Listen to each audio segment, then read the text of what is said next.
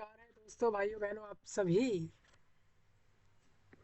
लोगों का स्वागत है इस वीडियो के अंदर। जितने भी लोग इस वीडियो में आए हैं, खासकर भारत से तो स्पेशली, और अगर आप दूसरे किसी भी देश से हैं दुनिया में कहीं से भी, तो आपके लिए वीडियो बहुत खास है।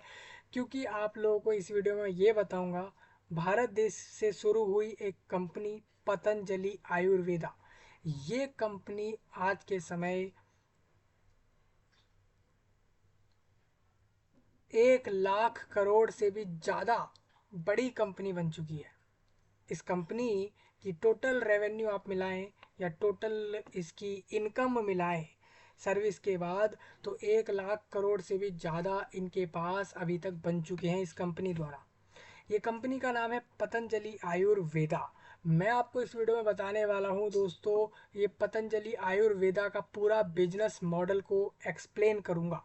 पूरी पतंजलि आयुर्वेदा के बिजनेस को समझाऊंगा कि ये कंपनी कैसे शुरू हुई, आज के समय पर किस चीज़ पर ये काम कर रही है, ये कंपनी के कौन कौन से प्रोडक्ट है जो इसने शुरू करे थे और आज ये अभी के समय उस पर काम करती है, अवेलेबल ऑप्शंस क्या क्या है इस कंपनी के पास जो आज के समय पे सर्विस देती है लोगों को, और इसका सप्लाई चेन क्या है, मतलब इसकी स्ट्रेटेजी क्या है, कैसे ये पूरे इतने बड़े भारत देश पर अपने प्रोडक्ट्स को पहुंचा पा रही है, कैसे ये एक एफ यानी आप जानते हो कि एफएमसीजी कंपनी बन पाई। एफएमसीजी मतलब होता है दोस्तों फास्ट मूविंग कंपनी।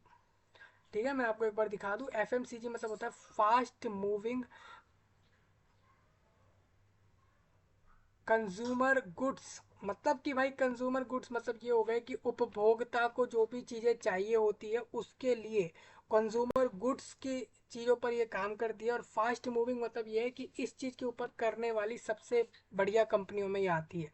मतलब कि आपकी रोज की या डेली बेस की जो ज़रूरतें होती हैं वैसे प्रोडक्ट बना रही है ये कंपनी, मतलब वैसी चीज़ें बनाती है स्पेशली कंज्यूमर गुड्स, मतलब कि आपको जो डेली बेस में चीज़ें सामान चाहिए होते हैं वो चीज़ें ये बना रही है कंपनी। और उसके अंदर आप जानते हो कि ये फास्ट मूविंग कंपनी बन चुकी है पतंजलि आयुर्वेदा।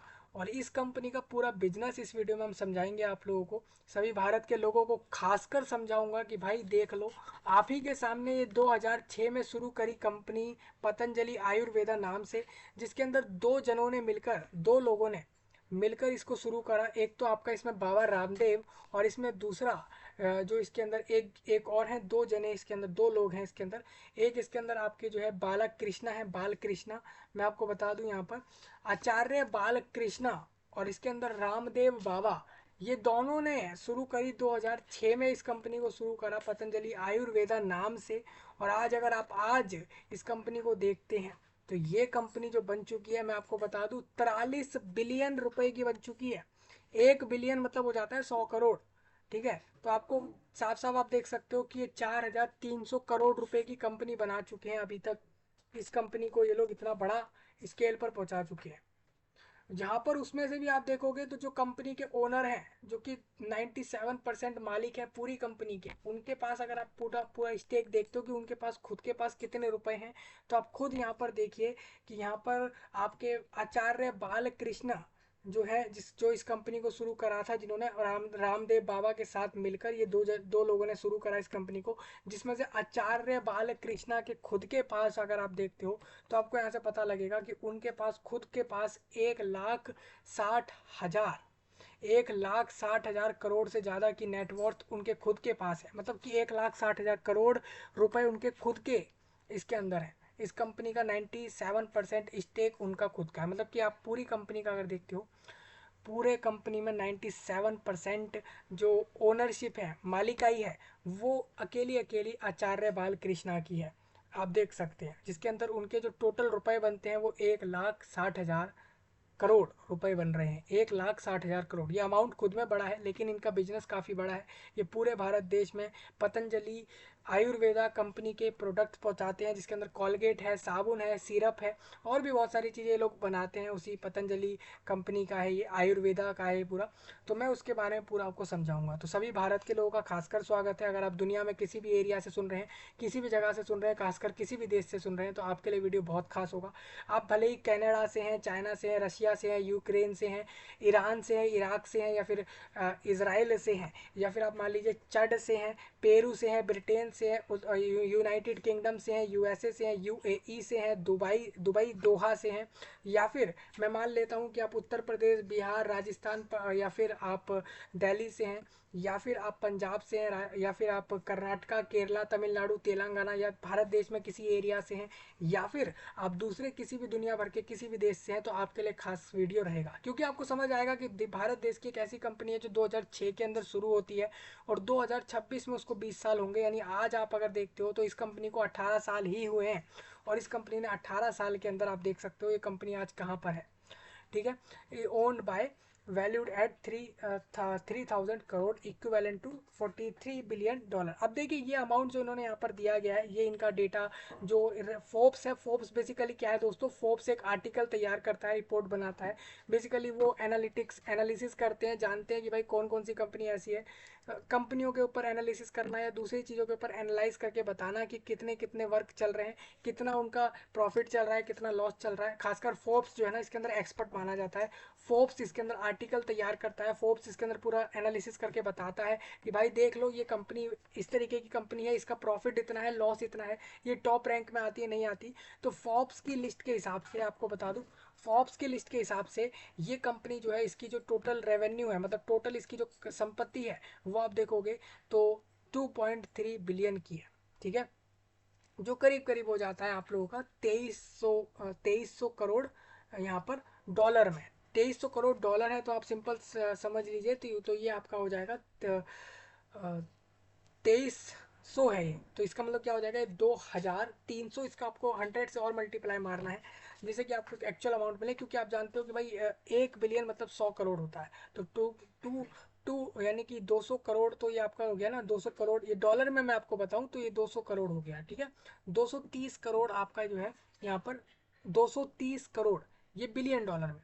अभी ये डॉलर में ही हम अटके हुए, 230 यहाँ पर 230 करोड़ हुआ है। अब 230 को आपको करना है रुपए में करना है, तो आपको इसको लेकर इसको 100 से मल्टीप्लाई करना होगा। तो आप देखोगे तो यहाँ पर 230 है ये, तो आप इसमें आप देखते हो आगे और इसके अंदर तो 2300 और ये 23,000, यानी कि 23,000 रुपए तक की ये कंपनी बन गई है। नेट वर्थ के हिसाब से आप देखोगे तो 23,000 करोड़ तक की बन गई है। हालांकि इस कंपनी का टोटल स्टॉक आप निकालते हैं, टोटल जो स्टॉक का वैल्यू चल रहा है, जिस तरीके से आप देखते हो, तो ये कंपनी की जो टोटल ओनरशिप में 97% अकेली आचार्य बालकृष्णा की है, जिसमें अंदर आप देखोगे 1,60,000 करोड़ तक की है। तो ये सब मैं आपको बताऊंगा, पूरा पतंजलि का आपका बिजनेस मॉडल एक्सप्लेन करूंगा, पूरा पतंजलि के बारे में एक एक चीज़ें बताऊंगा, कौन कौन से प्रोडक्ट है, कैसे ये बिजनेस करते हैं, कैसे इनका पूरा भारत देश में बिजनेस चलता है पतंजलि का। और अगर आप भी इनके कॉम्पिटिटर बनना चाहते हैं, स्पेशली इनसे कॉम्पीट करना चाहते हैं, इन्हीं के जैसी कंपनी चलाना चाहते हैं, तो आप लोगों को सिंपल सी बात है कि इनको इनके बिजनेस मॉडल को समझना पड़ेगा। सेम इसके साथ साथ दूसरे कंपनियों के भी आयुर्वेदा के प्रोडक्ट से जुड़े हुए बिजनेस मॉडल को समझना होगा, जिससे आपको समझ आएगा कि अगर ये लोग इस तरीके से इस बिजनेस पर काम कर रहे हैं, तो आप भी इनके कॉम्पिटिटर बनने के लिए आपको भी इस तरीके से करना होगा। तो मैं इसलिए बता रहा हूँ दोस्तों, क्योंकि आप समझिए कि पतंजलि आयुर्वेदा कंपनी एक बड़ी स्केल पर कंपनी तो है ही, लेकिन इसका बिजनेस मॉडल आपको समझ आ गया तो आप बहुत सारी चीज़ें समझ पाएंगे इसके बिजनेस को लेकर। धीरे धीरे मैं एक वीडियो अलग से हर एक बड़ी बड़ी कंपनियों के बिजनेस मॉडल समझाने वाला हूँ, उसके लिए मैं अलग वीडियो आपके सामने लाने वाला हूँ। जल्द ही आ जाएगी वो वीडियो भी मैं आपके साथ जल्द ही दूंगा। मतलब आप इतना समझिए कि इस वीडियो में मैं आपको पतंजलि आयुर्वेदा का पूरा बिजनेस मॉडल समझाऊंगा। ये एक कंपनी है, 2006 में शुरू हुई थी। मैं इसका पूरा बिजनेस मॉडल इस वीडियो में समझा रहा हूँ। सभी लोगों का स्वागत है, ध्यान से सुनिएगा, समझिएगा। ठीक है, पूरी ये पीपीटी है दोस्तों, ये मैंने प्रिपेयर नहीं करी। यहाँ पर एक prezi.com नाम की वेबसाइट है, ये वेबसाइट पे आपको बहुत सारी प्रेजेंटेशंस मिल जाती हैं, पीपीटी मिल जाती है, तो आप यहाँ पर आके देख सकते हैं। सबसे पहले आप देखोगे दोस्तों, मैं यहाँ पर एक कुछ पॉइंटों को हाईलाइट करूंगा। सबसे पहले मैंने ये इस फाइल का ना मैंने आपको डायरेक्ट लिंक दे दिया है वीडियो के नीचे, तो वहाँ से आप इस पूरी पीपीटी को देख लेना। मैं पतंजलि का पूरा बिजनेस मॉडल इस वीडियो में समझा रहा हूँ। ठीक है, तो चलिए मैं आगे बढ़ता हूँ। सबसे पहले आप देखो स्ट्रैटेजिक एनालिसिस बताया है इन्होंने, मतलब कि भाई जो पतंजलि आयुर्वेदा है वो कौन सी स्ट्रैटेजी लगा रहा है, उसको लेकर इन्होंने पूरा ये पीपीटी प्रेजेंटेशन बनाया। सर्च ओवर आप देखोगे, यहाँ पर आप देख सकते हो कि इनकी जो वेबसाइट है प्रेजी, ये प्रेजी वेबसाइट बहुत अच्छी वेबसाइट है दोस्तों। यहाँ पर बहुत सारे प्रेजेंटेशन मिल जाते हैं, कोई भी पेड प्रमोशन नहीं है, कोई भी ऐसा प्रमोशन नहीं है इस वेबसाइट द्वारा। हालांकि मैं इस वेबसाइट के बारे में इसलिए बता रहा हूँ क्योंकि ये वेबसाइट पे आप साफ साफ देख सकते हैं कि आपको कितनी ज़्यादा, आप देखिए यहाँ पर ये 360 लिखा है, यानी कि 36 करोड़, 36 करोड़ से ज़्यादा पीपीटीज हैं यहाँ पर। अलग अलग टॉपिक्स पर प्रेजेंटेशन है। आप खुद की भी यूट्यूब चैनल क्रिएट करें। मैं तो आपको खुद कहूँगा कि यूट्यूब चैनल को बनाकर आप ऐसा करें कि यहाँ इस वाले वेबसाइट से उठाएं, जिस भी चीज़ पे प्रेजेंटेशन देना है उसमें प्रेजेंटेशन दें। ये आपके लिए बहुत अच्छी वेबसाइट हो सकती है। प्रेजी वेबसाइट का नाम है दोस्तों। यूट्यूब पर आप इसके ऊपर चैनल बना सकते हैं, उसके बाद यहाँ से प्रेजेंटेशन ले लेकर अपने वीडियोस को बना सकते हैं। प्रेजेंटेशन अगर आप यहाँ से लेकर बनाएंगे तो मुझे नहीं लगता कि आपको कहीं और से भी लेना पड़ेगा। हालांकि यहाँ से आप प्रेजेंटेशन लेकर अगर अपनी वीडियो में डालते हैं, अगर आप ऐसा करते हैं कि मान लीजिए आप यहाँ से, अगर आप ऐसा करते हैं कि ये प्रेजेंटेशन पूरा प्रिपेयर करके यहाँ पे प्रेजेंटेशन देने आते हैं तो आपका फ़ायदा ही होगा इसमें।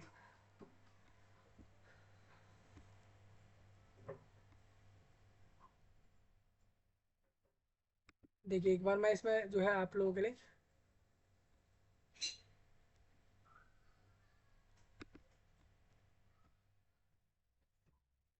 देखिए इसको मैं हटा लेता हूँ यहाँ से।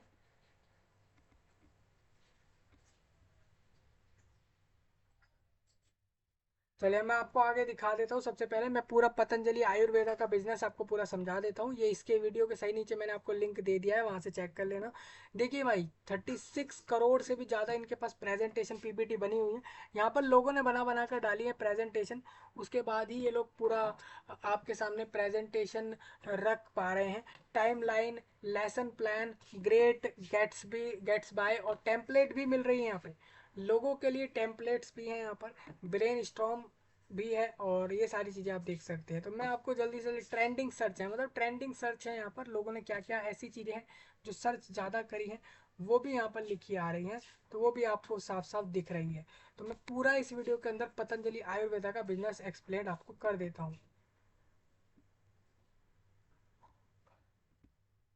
तो सबसे पहले हम यहाँ पर इसको प्रेजेंटेशन को पूरा अच्छे से कर लेते हैं ऐसे क्लिक, और अब मैं आपके सामने रख रहा हूँ ये सारी जानकारियाँ एक एक इसके अंदर रखता हुआ चलूँगा। हालांकि इसके अंदर स्ट्रेटेजिक एनालिसिस है और प्लानिंग है। पतंजलि आयुर्वेदा कैसे प्लान करता है अपने बिजनेस को चलाने के लिए पूरे भारत देश के अंदर, वही आपको इस वीडियो में समझाऊंगा। ठीक है, ये पतंजलि का जो आयुर्वेदा का पूरा इस चीज़ों आपका प्लान को लेकर एक पीपीटी प्रेजेंटेशन बनाया गया है, वही मैं आपके सामने प्रेजेंट कर रहा हूँ। अब नेक्स्ट में आप देखोगे इनके पास और प्रेजेंटेशंस भी हैं यहाँ पर, आप देख सकते हैं। मैं इसको थोड़ा सा ऐसे स्लाइड डाउन करूँगा तो अप नेक्स्ट में मेरे पास ये अलग से एक और यहाँ पर आ जाएगा प्रेजेंटेशन, इस तरीके से आ जाएगा। ये भी सेम टॉपिक पर रहेगा कहीं ना कहीं, आप देखोगे इस तरीके से रहेगा। यहाँ पर आप देख सकते हैं। तो प्रेजेंटेशन काफ़ी इन्होंने अट्रैक्टिव वगैरह बनाए हैं। हालांकि इससे भी ज़्यादा अट्रैक्टिव प्रेजेंटेशंस आपको देखने को मिलते हैं, तो वो भी आप लोग ढूंढ ढांड के देख सकते हो। देखिए प्रेजेंटेशन कितनी बढ़िया है, इन्होंने 1 2 3 पॉइंट करके और उसके अंदर इन्होंने सारी चीज़ें बताई। देखिए ये कितना अच्छा प्रेजेंटेशन ये दिया गया है। इसी तरीके का प्रेजेंटेशन के सामने रखा हुआ है पतंजलि आयुर्वेदा का। ये आप देखोगे बहुत अच्छे तरीके से प्रेजेंटेशन बनाया गया है। हालांकि ये प्रेजेंटेशन जो बनाया गया है prezi.com पे किसी ने बनाया होगा, किसी इंडिविजुअल ने बनाया होगा, तो वही आपके सामने मैं रख रहा हूँ। ठीक है, तो आप सभी लोग ध्यान से सारी बातें सुनना और समझना। तो मैं इसको इस बार ऐसे क्लिक करेंगे हम, और हम आगे बढ़ेंगे डायरेक्ट। आप देखिए strategic analysis and planning of Patanjali Ayurveda company की होगी यहाँ पर। आपको देखिए क्या कुछ मैं आपको बताऊंगा इसके अंदर, आपको बता दूं। यहाँ पर मैं इंट्रोडक्शन बताऊंगा पतंजलि कंपनी के बारे में बताऊंगा सबसे पहले। फिर मैं आपको बताऊंगा टुडेज सिचुएशन, आज के समय पर पतंजलि कंपनी की क्या सिचुएशन है। एविडेंस के बारे में हम बात करेंगे, अवेलेबल ऑप्शंस क्या क्या हैं पतंजलि में, रिकमेंडेशंस क्या हैं वो बताऊंगा। तो ये सारी चीज़ें हम डिस्कस करेंगे। आप देख रहे होंगे दोस्तों, ये जो पूरा पेज आपके स्क्रीन पर है ना, इसके अंदर आपको यहाँ पर एक सर्कल सा दिख रहा है, नीचे यहाँ पर राइट साइड में कुछ दिख रहा है। तो ये जो आपके जो एरो वगैरह दिख रहे हैं, इसके अंदर आपके एक एक चीज़ रखी हुई है, मतलब इनके अंदर ये जो सर्कल से दिख रहे हैं, इसके अंदर प्रेजेंटेशन में सारी चीज़ें अलग अलग डाली गई हैं, जिससे कि आपको समझ आए। तो मतलब हमारे लिए प्रेजेंटेशन बहुत इंपॉर्टेंट है, बहुत अच्छा रहेगा, तो आप समझ सकते हैं। अभी देखिए क्या है ना दोस्तों, अगर आपको किसी भी टॉपिक पर खुद से प्रेजेंटेशन देना हो, यूट्यूब वीडियोस देनी हो, चाहे आपको किसी की प्रिपरेशन देनी हो एग्जाम की, या किसी को कोई एग्जाम की प्रिपरेशन देनी है, या किसी भी चीज़ के ऊपर प्रेजेंटेशन देना है, सिंपल सी बात है, एक माइक्रोसॉफ्ट कंपनी ने एक नया एक एप्लीकेशन वगैरह बनाया हुआ है जिसका नाम है पीपीटी। पीपीटी नाम से, पावर पॉइंट नाम से एक उनका एप्लीकेशंस है, वो आपका डाउनलोड हो जाता है, आपके लैपटॉप में मोबाइल में भी चलता है वो सेम। अगर आप देखते हो इसी के अंदर माइक्रोसॉफ्ट कंपनी द्वारा आपका एक्सेल है, एमएस वर्ड, माइक्रोसॉफ्ट वर्ड है, एक्सेल है, ये सब बहुत इंपॉर्टेंट चीज़ें हैं दोस्तों, डेटा एंट्री ऑपरेटर और डेटा एंट्री ऑपरेटिंग्स के लिए, टाइपिंग्स के लिए बहुत इंपॉर्टेंट रहती हैं। अगर आप डेटा एंट्री जानते हो या जानना चाहते हो तो आपके लिए वो ऐप बहुत बढ़िया है। मैं इस वीडियो में आपको बताने वाला हूँ पतंजलि द्वारा आयुर्वेदा, पतंजलि आयुर्वेदा कंपनी का पूरा बिजनेस एक्सप्लेन करूंगा। यहाँ पर एक एक बात आपके सामने इधर रखूंगा। तो मैं वन बाय वन आगे स्लाइड बढ़ा रहा हूँ। अब वीडियो हमारा थोड़ा बड़ा हो सकता है क्योंकि हमारे पास 32 बट 39 यानी करीबन 40 पेज हैं इस वीडियो में डिस्कस करने के। चलिए आगे बढ़ता हूँ। सबसे पहले हम इंट्रोडक्शन जान लेते हैं। देखिए इंट्रोडक्शन में आप देख सकते हो, आपके स्क्रीन पर दिख रहा है कि पतंजलि का लोगो है। यहाँ पर दो लोग आपको दिख रहे होंगे, एक आपका इसमें आपको दिख रहा होगा बालकृष्णा, इनका नाम है आचार्य बालकृष्णा, ये लेफ्ट साइड में, और राइट साइड में जो आपको दिख रहे हैं वो रामदेव बाबा। ये दो लोग हैं, इन्होंने शुरू करा था 2006 में इस कंपनी को। ठीक है, मैं थोड़ा आगे बढ़ता हूँ। इसी के अंदर आप देखोगे अबाउट में आप जानना चाहो तो आप देखेंगे कि Baba Ramdev establish the Patanjali Ayurveda limited. Basically Ramdev Baba ने ही शुरू करा इस कंपनी को, पतंजलि आयुर्वेदा लिमिटेड को 2006 में शुरू करा, along with Acharya Balkrishna with the objective of, इन्होंने किसके साथ शुरू करा था, इन्होंने आचार्य बालकृष्णा के साथ मिलकर शुरू करा इसको, with the objective of establishing science.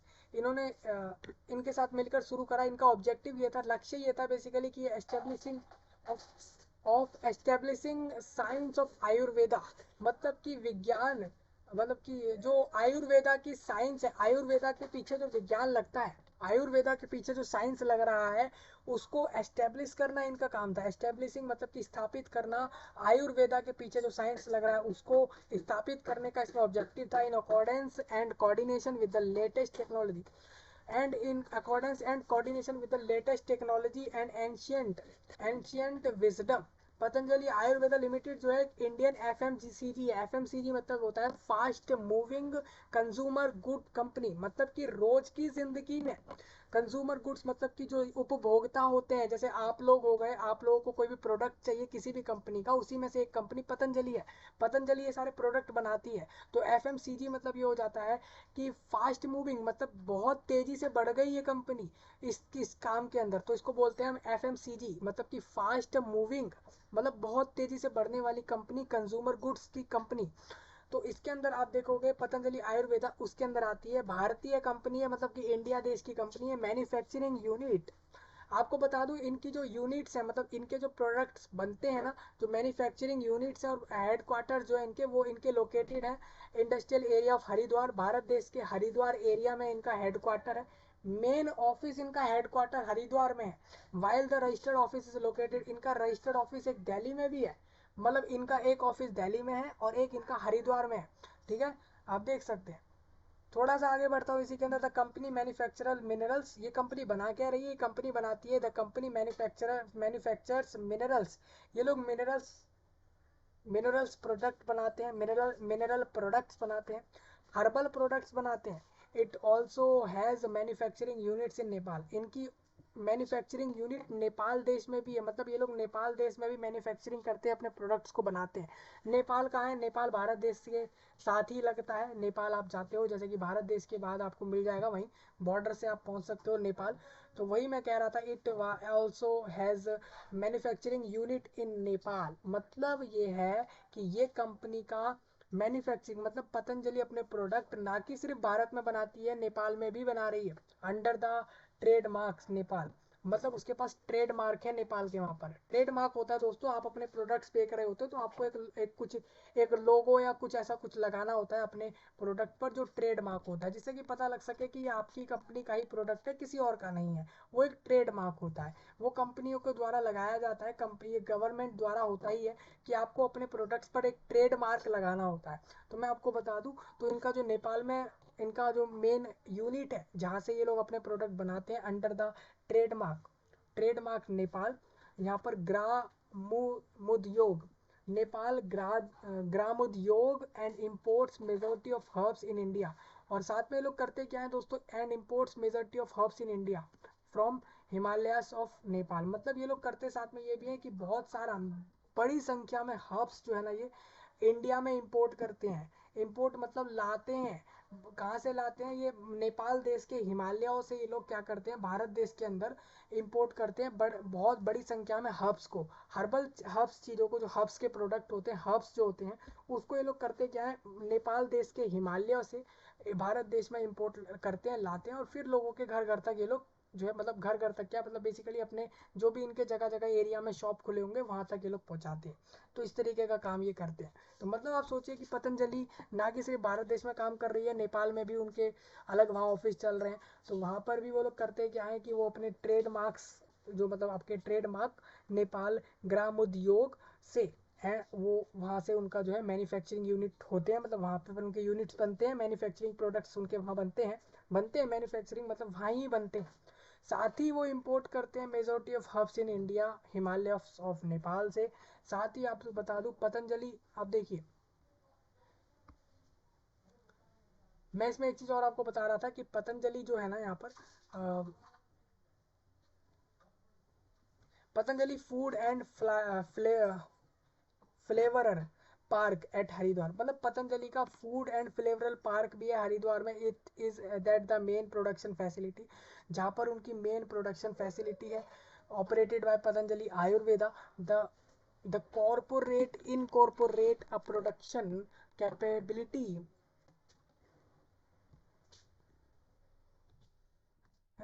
Production capability of 350 billion रुपए की इनकी कैपेबिलिटी होती है, मतलब यूएस डॉलर में वो 5.5 बिलियन डॉलर होते हैं। And is with in the method of increasing to a capability of 600 billion रुपए के अंदर through its new production unit at many places together with Noida के साथ नागपुर और इंदौर में। The corporate plans to ascertain more units in Asian country and Asian nation। मतलब मैं आपको बता दूं दोस्तों, पतंजलि का खुद का फूड एंड फ्लेवरर पार्क है हरिद्वार में, भारत देश के हरिद्वार एरिया में पतंजलि का फूड एंड फ्लेवरर हरि पार्क भी है हरिद्वार में, जो कि इनका जो है मेन प्रोडक्शन फैसिलिटी और यहाँ से होती है, मतलब कि it is that the main, यही इनका जो है मेन प्रोडक्शन फैसिलिटी है। मतलब यहाँ पर इनको ज़्यादा प्रोडक्शन कर लेते हैं ये लोग, इनको फैसिलिटी मिल जाती है यहाँ पे। Facility operated by Patanjali Ayurveda द्वारा।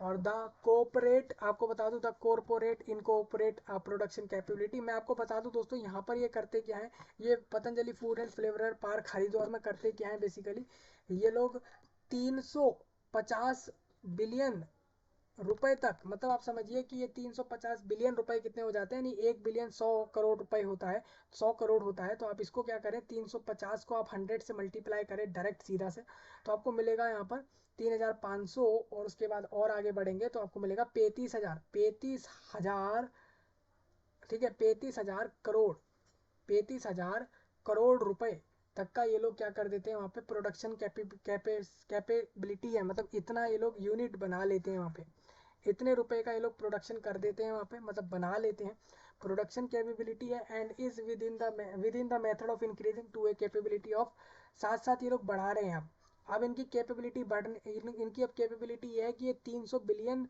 रुपए जितना प्रोडक्शन कैपेबिलिटी से बढ़ाकर 600 बिलियन तक पहुंची through its new production unit, अपनी न्यू प्रोडक्शन यूनिट के द्वारा। मतलब पहले तो इन्होंने क्या करा, पतंजलि का food and flavour park at Haridwar से इन्होंने लगभग लगभग 350 बिलियन डॉलर, 350 बिलियन रुपए का ये लोग प्रोडक्शन कैपेबिलिटी कर रहे थे, इतने रुपए तक का ये लोग प्रोडक्शन कर रहे थे अभी तक सिर्फ और सिर्फ हरिद्वार के फ्लेवरल पार्क से। अब इन्होंने क्या करा, अब ये कर रहे हैं अपने नागपुर, नोएडा और इंदौर से, मतलब कि इंदौर से, नागपुर महाराष्ट्र से हो गया ये, नोएडा आपका उत्तर प्रदेश से हो गया और इंदौर आप लोगों का ये मध्य प्रदेश से हो गया। तो आप इस तरीके से देखेंगे तो नागपुर, इंदौर और नोएडा ये तीन ऐसे एरिया हैं, इनसे ये लोग क्या करते हैं भारत देश में सेम वही प्रोडक्शन कर रहे हैं, अपने प्रोडक्ट को बना रहे हैं। लेकिन अब इनका एम ये है, इनका लक्ष्य ये हो चुका है कि अब ये 300 बिलियन रुपए का प्रोडक्शन कर रहे हैं, जो अब इसको कर दें 600 बिलियन रुपए का प्रोडक्शन कर दें। The corporate plans to as certain more units in Asia। अब इनका प्लान ये है कि ये लोग करना क्या चाहते हैं, ये लोग ये चाहते हैं कि एशियन कंट्रियों के अंदर, मतलब आप जानते हो कि एशिया के अंदर ना कि सिर्फ भारत आता है, और भी कुछ देश इसके अंदर आते हैं एशिया के अंदर। तो एशिया कंट्री के अंदर अब ये लोग ये सोच रहे हैं कि ये लोग बहुत ज़्यादा यूनिट बनाए, मतलब बहुत से ज़्यादा प्रोडक्ट बना सके।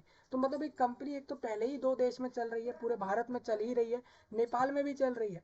अब इनका एम देख लो, इनको इसके बाद अब करना क्या है कि पूरे एशिया के बाकी जो जितने देश बच गए हैं एशिया के अंदर, इनको उसके अंदर भी अपने प्रोडक्ट्स को पहुंचाना है और आगे बढ़ाना है, समझ रहे हैं। तो ये कंपनी तो पहले ही इतना ऊपर है, ऊपर से और इसके ऊपर काम कर रही है। तो ये आपको समझ आया होगा। थोड़ा आगे बढ़ता हूँ इसी के अंदर। विजन, अब इन लोगों का विजन क्या है, मतलब कि इनका मेनली लक्ष्य क्या है, तो making India as an ideal place for the growth and development of Ayurveda and prototype for the rest of world. मतलब कि ये लोग चाहते हैं कि भारत देश को एक आइडियल बना सके। आइडियल मतलब ये हो जाता है एक ideal place for the growth, मतलब कि एक ऐसा एरिया बना सके, ऐसा प्लेस बना सके ग्रोथ के लिए एंड डेवलपमेंट ऑफ आयुर्वेदा, और जिससे ऐसी जगह हो जाए जो कि आयुर्वेदा की डेवलपमेंट के नाम से जानी जाए, कि मतलब आयुर्वेदा की डेवलपमेंट होती है इधर, आयुर्वेदा से जुड़े हुए डेवलपमेंट्स इधर होते हैं, and a prototype for the rest of the world.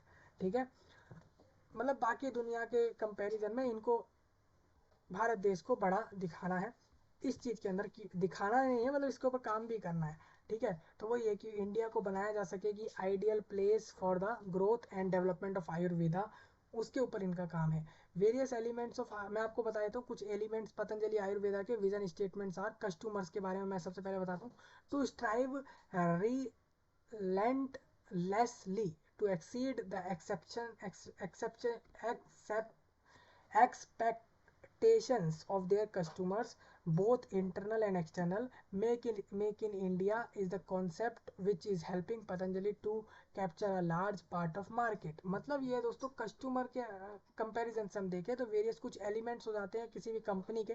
जैसे पतंजलि आयुर्वेदा की कंपनी के लिए कौन कौन से एलिमेंट्स है, जैसे तो सबसे पहला है कस्टमर के बारे में बात करते हैं तो कस्टमर को लेकर पतंजलि की सोच ये है कि to strive relentlessly to exceed the expectations, कि वो लोग जो भी उनके कस्टमर की एक्सपेक्टेशन है उनकी कंपनी से कि उनको वो चीज़ें मिले, कौन कौन सी चीज़ें मिले, उस पर वो काम करना चाहते हैं। वो इंटरनल और एक्सटर्नल दोनों तरीके से काम करना चाहते हैं। वो चाहते हैं कि इंडिया में ही बनाए, भारत देश में ही बनाए। Make in India is the concept which is helping Patanjali to capture. तो भारत देश में ही बनाना जो है पतंजलि की कंपनी की मदद करता है कि कैप्चर कर सके एक बड़ा मार्केट को, मतलब कि बड़े से बड़े पूरे पूरे भारत देश की मार्केट को कवर करने के लिए पतंजलि की मदद करता है मेक इन इंडिया। अगर वो भारत देश में बना रहे हैं तो उनकी मदद ज़्यादा हो रही है जगह जगह तक अपने प्रोडक्ट पहुँचाने में। पीपल की बात कर लेता हूँ मैं, लोगों की बात करता हूँ, इसके ऊपर क्या रहेगी, to believe their success in driven by the commitment. लोगों की तरफ से जाने अगर हम पतंजलि आयुर्वेदा के बारे में, तो इसमें यह है कि to believe their success in driven by the commitment, मतलब कि ये बिलीव करते हैं कि ये their success is driven by the commitment and excellence of their people. मतलब कि लोगों द्वारा ये ऐसा भरोसा करते हैं, ये भरोसा दिलाते हैं to believe their success is driven by the commitment, कि मतलब वो लोग जो कहते हैं पतंजलि वाले, and excellence of their people, मतलब लोगों को वो लोग जो कह रहे हैं उसको पूरा करने के लिए और उसके लिए ये लोग काम करते हैं, तो उससे लोगों का भरोसा बना रहे। टू एनकरेज इंडिविजुअल इनिशिएटिव, ठीक है, तो to encourage individual initiative by creating opportunities of their people to learn and grow. ये लोग चाहते, ये एनकरेज करते हैं लोगों को कि जिससे क्रिएटिंग अपॉर्चुनिटी, लोगों के लिए अपॉर्चुनिटी बनाते हैं for their people to learn, कि वो जिससे कि जिससे कि जो है यहाँ पर for their people to learn, जिससे कि लोग सीखें और ग्रो करें। तो मतलब वो भी एक एग्जाम्पल सेट कर रहे हैं लोगों के बीच में। तो आप समझ सकते हैं कि यहाँ पर यही है कि पीपल में यही लिखा है कि to believe their success is driven by the commitment, मतलब जो जैसा वो कह रहे हैं लोगों से वैसा वो पूरा कर देते हैं, वो सब बातें लिखी हुई है। Individual initiative by creating opportunity for their people to learn and grow, to respect the individual rights and dignity of all peoples.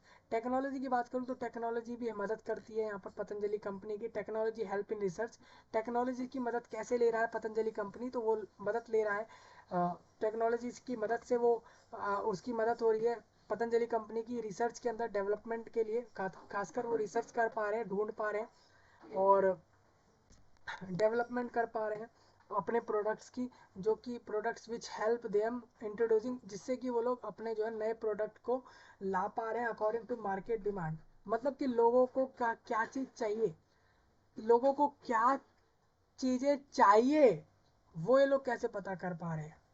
तो टेक्नोलॉजी, टेक्नोलॉजी की मदद से आप देखो इंटरनेट की मदद ले रहे होंगे सबसे पहले, तो टेक्नोलॉजी में इंटरनेट तो सबसे पहले है ही। इंटरनेट की मदद से ये लोग पता कर पा रहे होंगे कि इनकी इंटरनेट टेक्नोलॉजी है एक, और वो इनकी मदद कर रहा होगा कि रिसर्च करने के लिए कौन कौन सी चीज़ों पर रिसर्च किया जाए, एंड डेवलपमेंट के लिए। एंड डेवलपमेंट मतलब अब क्या डेवलपमेंट करनी है अपने प्रोडक्ट में। हमने पहले कॉलगेट बना दिया, हमने पहले जो है आपका साबुन बना दिया, सोप बना दिया, और बाकी भी बहुत सारी चीज़ें हमने बना दी। अब इनको पता है कि हमें अब और रिसर्च करना है और थोड़ी खोज करनी है और अपने प्रोडक्ट को डेवलप करना है, तो ये भी इनकी मदद करता है। तो टेक्नोलॉजी इनकी मदद कर रही है जिससे कि ये लोग नए प्रोडक्ट अपने मार्केट में लाते जा रहे हैं पतंजलि द्वारा। तो इस तरीके से आपको समझ आ रहा होगा। तो मैं आगे बढ़ता हूँ, नेक्स्ट पॉइंट पे हमारे यहाँ पे आ जाते हैं। अब गोल, अब इनका गोल क्या है? गोल ये है कि to provide customer good quality product at lower rate. मतलब इनका सबसे पहला, सभी कंपनियों का यही गोल होता है भाई। कोई भी कंपनी अपना प्रोडक्ट बेच रही होती है तो वो यही चाहती है कि वो सभी कस्टमर को अच्छा सर्विस दे, गुड क्वालिटी का प्रोडक्ट दे और एक सस्ते से सस्ता दे। ये लोग एक चीज़, इनका गोल ये भी है to capture large market through types and different market strategies like simple advertising through TV और होर्डिंग्स और स्पॉन्सरशिप्स एक्सेट्रा। मतलब इनका ये भी है कि ये लोग चाहते हैं कि ये लोग बड़ा कैप्चर कर सके बड़ी मार्केट को। अभी तो इनका भारत देश में मार्केट एक अच्छा लेवल का बन ही चुका है पूरे इंडिया में, और खासकर ये अभी नेपाल में भी चले गए हैं इस अपने बिजनेस को लेके पतंजलि को। और अब आप देखोगे इनका गोल एक तरीके से ये है कि ये लोग सस्ते में और एक अच्छा प्रोडक्ट आपको दे सके, इनका ये गोल है।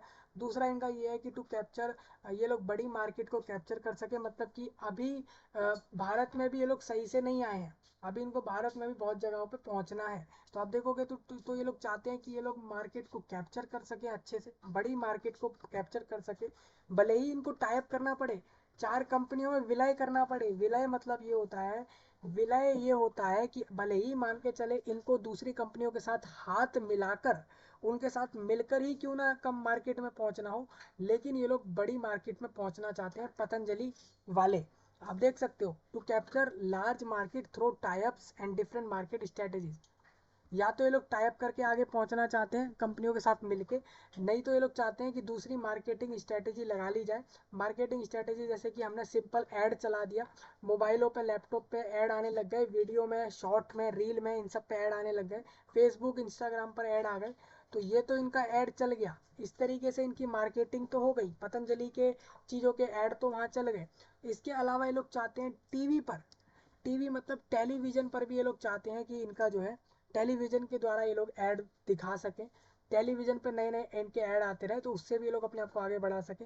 होर्डिंग्स मतलब क्या होता है? होर्डिंग्स, होर्डिंग्स मतलब ये होता है, आप जाते हो रोड पर आपको होर्डिंग्स दिखते होंगे, बड़े बड़े पोस्टर्स दिखते होंगे जिस पे लिखा होता होगा पतंजलि बाबा रामदेव के कुछ प्रोडक्ट्स के बारे में लिखा होता होगा, तो वो आप देखते होंगे। तो वही मैं आपको बता रहा था। तो होर्डिंग्स, होर्डिंग्स भी बहुत इंपॉर्टेंट है। होर्डिंग्स पे आपको ज़्यादातर यही दिखेगा, पतंजलि के कुछ प्रोडक्ट्स दिखेंगे आपको। कभी भी आप मार्केट में जाओ, एरिया में कहीं भी चले जाओ, आप मार्केट में चले जाओ, दुकान पे चले जाओ, कहीं भी बड़े से एरिया में जाओगे तो आपको दिखेंगे, बड़े बड़े बोर्ड से दिखेंगे, उस पर लिखा होगा पतंजलि। सब कंपनियों के बड़े बड़े होल्डिंग्स लगे होते हैं रोडों पे, रोड पर आप जाते हो तो उसी तरीके से पतंजलि भी चाहता है कि वो अपने होल्डिंग्स लगाए। स्पॉन्सरशिप मतलब कि उसको कोई स्पॉन्सर करे। स्पॉन्सरशिप मतलब ये होता है दोस्तों, उसको स्पॉन्सरशिप मिले, मतलब कि उसको कोई पैसा दे के स्पॉन्सर करे। स्पॉन्सर मतलब ये होता है दोस्तों कि आपको कोई स्पॉन्सरशिप कर रहा है, स्पॉन्सर कर रहा है, समझ रहे हैं? मतलब आपकी कंपनी को बढ़ाने के लिए आपके विज्ञापन जगह जगह लगा रहा है कोई, तो वो स्पॉन्सरशिप से भी आगे बढ़ना चाहते हैं, ठीक है। मतलब ये लोग विज्ञापन भी चाहते हैं, टीवी पर भी दिखाना चाहते हैं, होल्डिंग्स भी लगाना चाहते हैं और स्पॉन्सरशिप भी करना चाहते हैं। नेक्स्ट यहाँ पर आ जाता है to contribute some part towards make in India. साथ साथ इनका गोल ये भी है, पतंजलि वालों का गोल ये भी है कि ये कंट्रीब्यूट करना चाहते हैं सम पार्ट टुवर्ड्स, कुछ part towards make in India campaign started by Narendra Modi. मतलब जो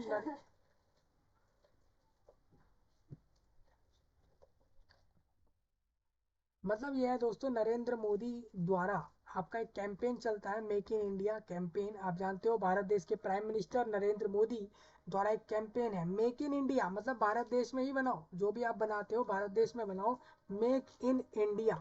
तो ये लोग चाहते हैं पतंजलि वाले कि टू कंट्रीब्यूट सम पार्ट, मतलब हम लोग कुछ कंट्रीब्यूट कर पाए, मतलब हम कुछ अपना जो है दे पाए, हम कुछ अपने जो रुपए हैं उसको लगा पाए भारत देश के लिए, समझ रहे हैं। तो भारत देश के लिए मेक इन इंडिया कैंपेन के अंदर ये लोग चाहते हैं कि हमारी तरफ से कंट्रीब्यूट हो पाए। मेन एम जो है पतंजलि का ये है, इज टू रन स्वदेशी मूवमेंट इन इंडिया। मतलब ये लोग विदेशी मूवमेंट को भगाना हटाना एक तरीके से चाहते हैं कि विदेशी मूवमेंट इतना ना आए, स्वदेशी हो। स्वदेशी मतलब ये होता है कि सारी चीजें देसी हो।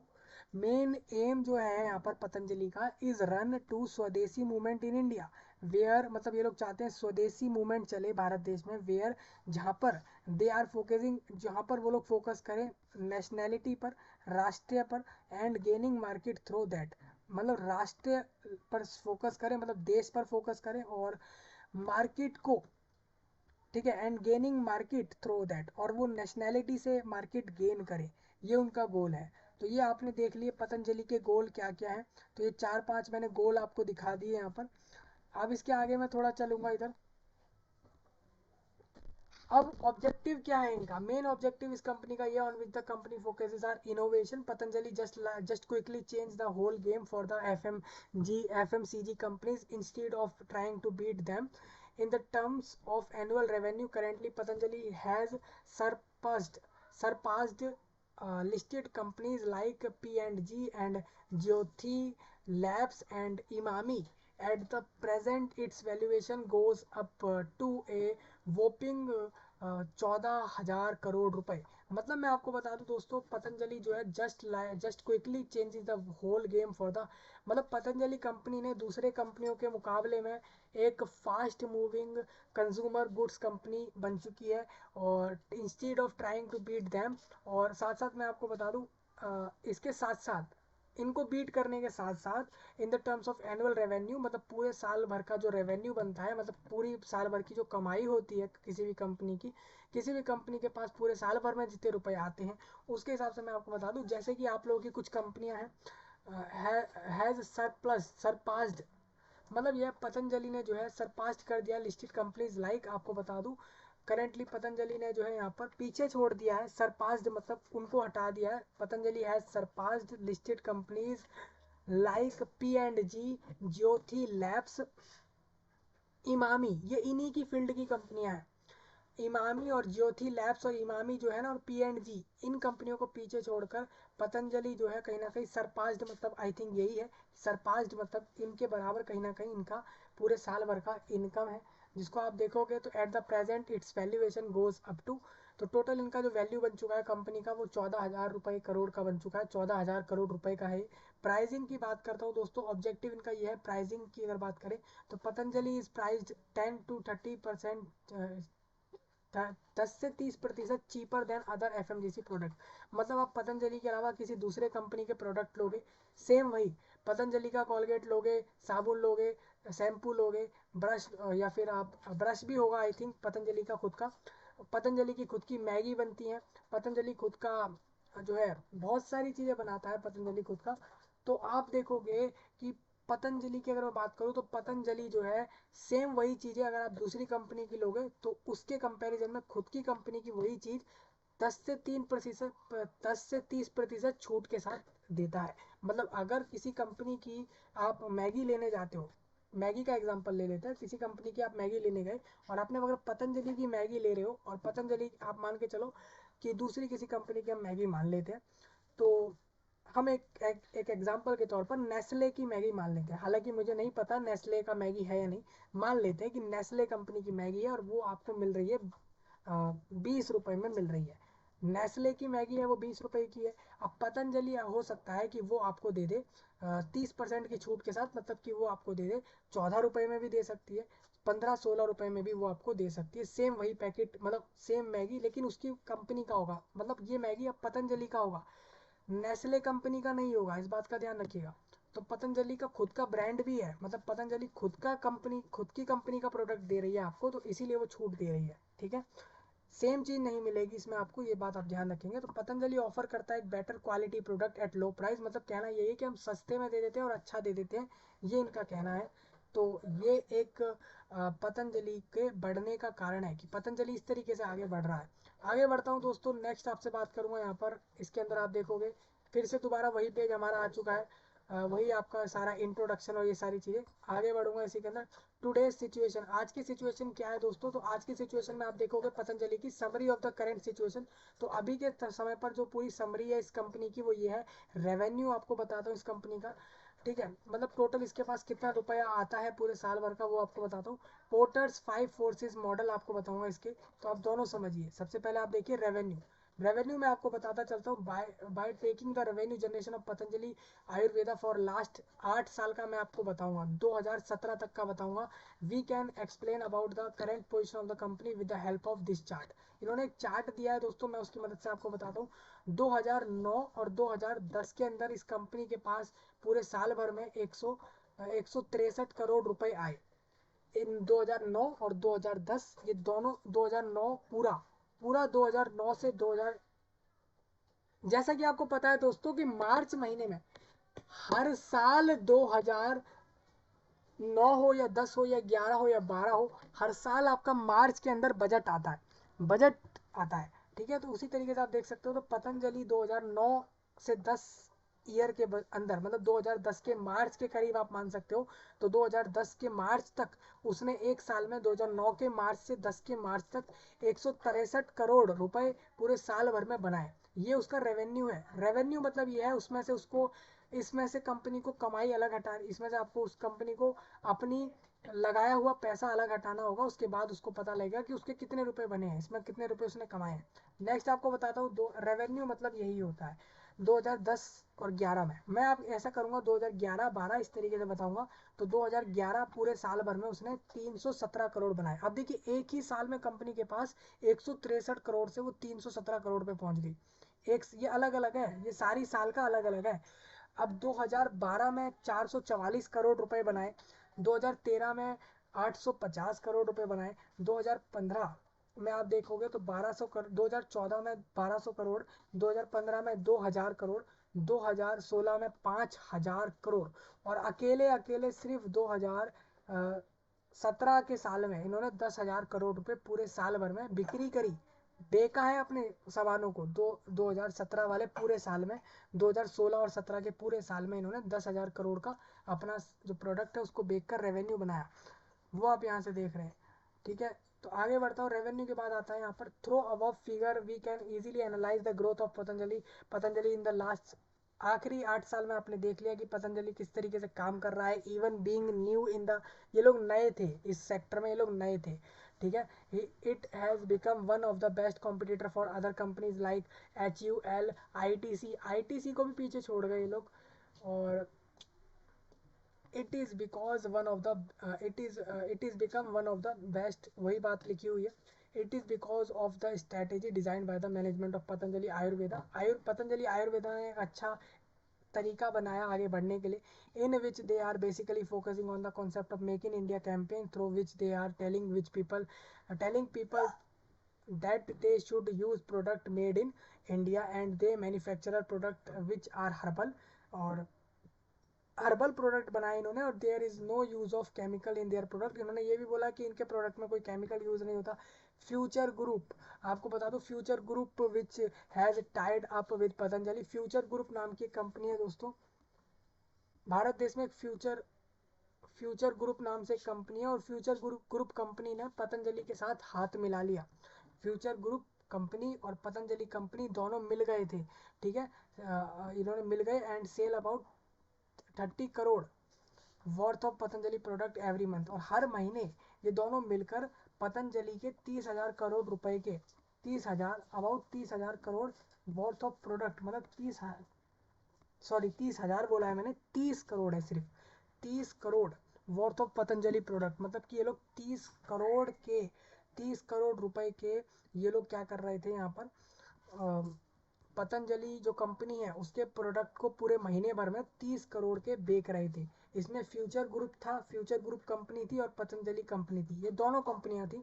और ये दोनों कंपनियों के मिलने के बाद हर एक महीने में 30 करोड़ रुपए जितना का जो रुपए का जो प्रोडक्ट है वो पतंजलि कंपनी का बिक रहा था इसके अंदर, ठीक है। और ये कंपनी कहती है, पतंजलि ये कहती है कि भाई हमारे जो सामान बनते हैं उसके अंदर कोई केमिकल वगैरह हम यूज़ नहीं करते, वो सारा हर्बल होता है, manufacture product which are herbal, हमारा टोटली हर्बल प्रोडक्ट है, कोई भी इसके अंदर केमिकल वगैरह नहीं है। हम इसको मानते हैं कि हम मेक इन इंडिया कैंपेन के अंदर चल रहे हैं, हम मेक इन इंडिया के सहारे हम मानते हैं कि हम मेक इन इंडिया ही करेंगे, इसी वजह से हमारा आगे बढ़ने का प्रोसेस बहुत आसान रहा है। Patanjali is in dulled in all the sector of FMCG and the product are famous because of low cost and good quality।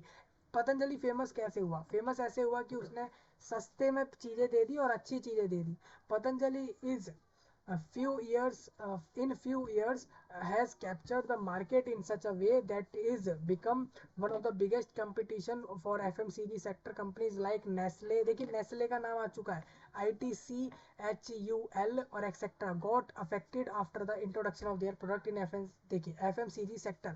मतलब पतंजलि ना कुछ सालों में, पतंजलि कंपनी ने क्या करा भाई, कुछ सालों के अंदर ही उसने कैप्चर कर लिया मार्केट को इन सच अ वे, इस तरीके से कि जिससे कि वो एक अच्छा बिगेस्ट कॉम्पिटिटर बन गया, कंपटीशन उसने खड़ा कर दिया। आप जानते हो एक नेस्ले नाम की कंपनी है, नेस्ले नाम की कंपनी कॉफ़ी बनाती है, चाय वगैरह बना, मतलब अपनी चाय पत्ती वगैरह बना रही है, कॉफ़ी बना रही है नेस्ले नाम की कंपनी, मैगी बनाती है, कॉलगेट बनाती है नेस्ले, और आई थिंक वो साबुन वगैरह भी बनाते हैं, और क्रीम वगैरह भी बनाती होगी आई थिंक ये कंपनी। तो मैं आपको बता दूं दोस्तों, आईटीसी कंपनी है एक, आईटीसी, आईटीसी और नेस्ले और HUL, इन कंपनियों के सामने कंपटीशन खड़ा कर दिया पतंजलि ने। पतंजलि ने कुछ ही सालों के अंदर क्या करा, नेस्ले और आईटीसी और HUL को कहीं ना कहीं एक टक्कर देने वाला मुकाबला ला दिया एफएमसीजी सेक्टर में। एफएमसीजी सेक्टर मतलब कि वही same fast moving consumer goods sector के अंदर इन्होंने कंपटीशन ला दिया। इस तरीके से इन्होंने मार्केट पूरा कैप्चर कर लिया। अब कारण क्या, इनका सर्विस अच्छा रहा होगा, ये जगह जगह लोगों तक अपने सर्विसों को पहुंचा पाए होंगे, डिमांड पूरी करते रहे होंगे, जितनी लोगों को जरूरत होगी एरियाओं में उतना इन्होंने दिया होगा। पोर्टर्स 5 फोर्सेस मैं आपको बताता हूँ यहाँ पर क्या रहेंगी।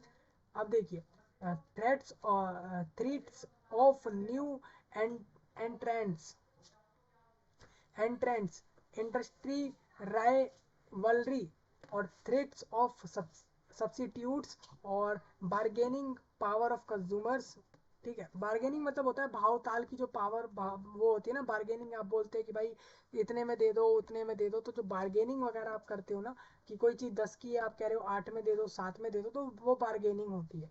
बार्गेनिंग पावर ऑफ कंज्यूमर्स, मतलब आप लोगों की जो बार्गेनिंग पावर थी ना जो कंज्यूमर की, उस पर इन्होंने ध्यान दिया। पोर्टर्स 5 फोर्सेस, मतलब पोर्टर्स 5 फोर्सेस के अंदर दिखता है यहाँ पर, थ्रेट ऑफ न्यू एंट्रेंट्स और threat of substitutes, bargaining power of consumers और बार्गेनिंग पावर ऑफ सप्लायर्स, ठीक है। मतलब कि मतलब सप्लायर मतलब कि मतलब देखो, अब आपको सप्लाई करना है इनके सारे प्रोडक्ट्स को, मतलब आपको इनके प्रोडक्ट को डिलीवर करना है जगह जगह, तो जो आपकी बार्गेनिंग पावर होती है ना, कि आपको भावताल करना होता है, तो उसकी पावर को, सप्लायर की बार्गेनिंग पावर को, और कंज्यूमर मतलब कि सप्लाई करने वाले की और खरीदने वाले की बार्गेनिंग पावर को इन्होंने जो है उस पर ध्यान दिया, और ये सारी बातें इसमें लिखी हुई हैं।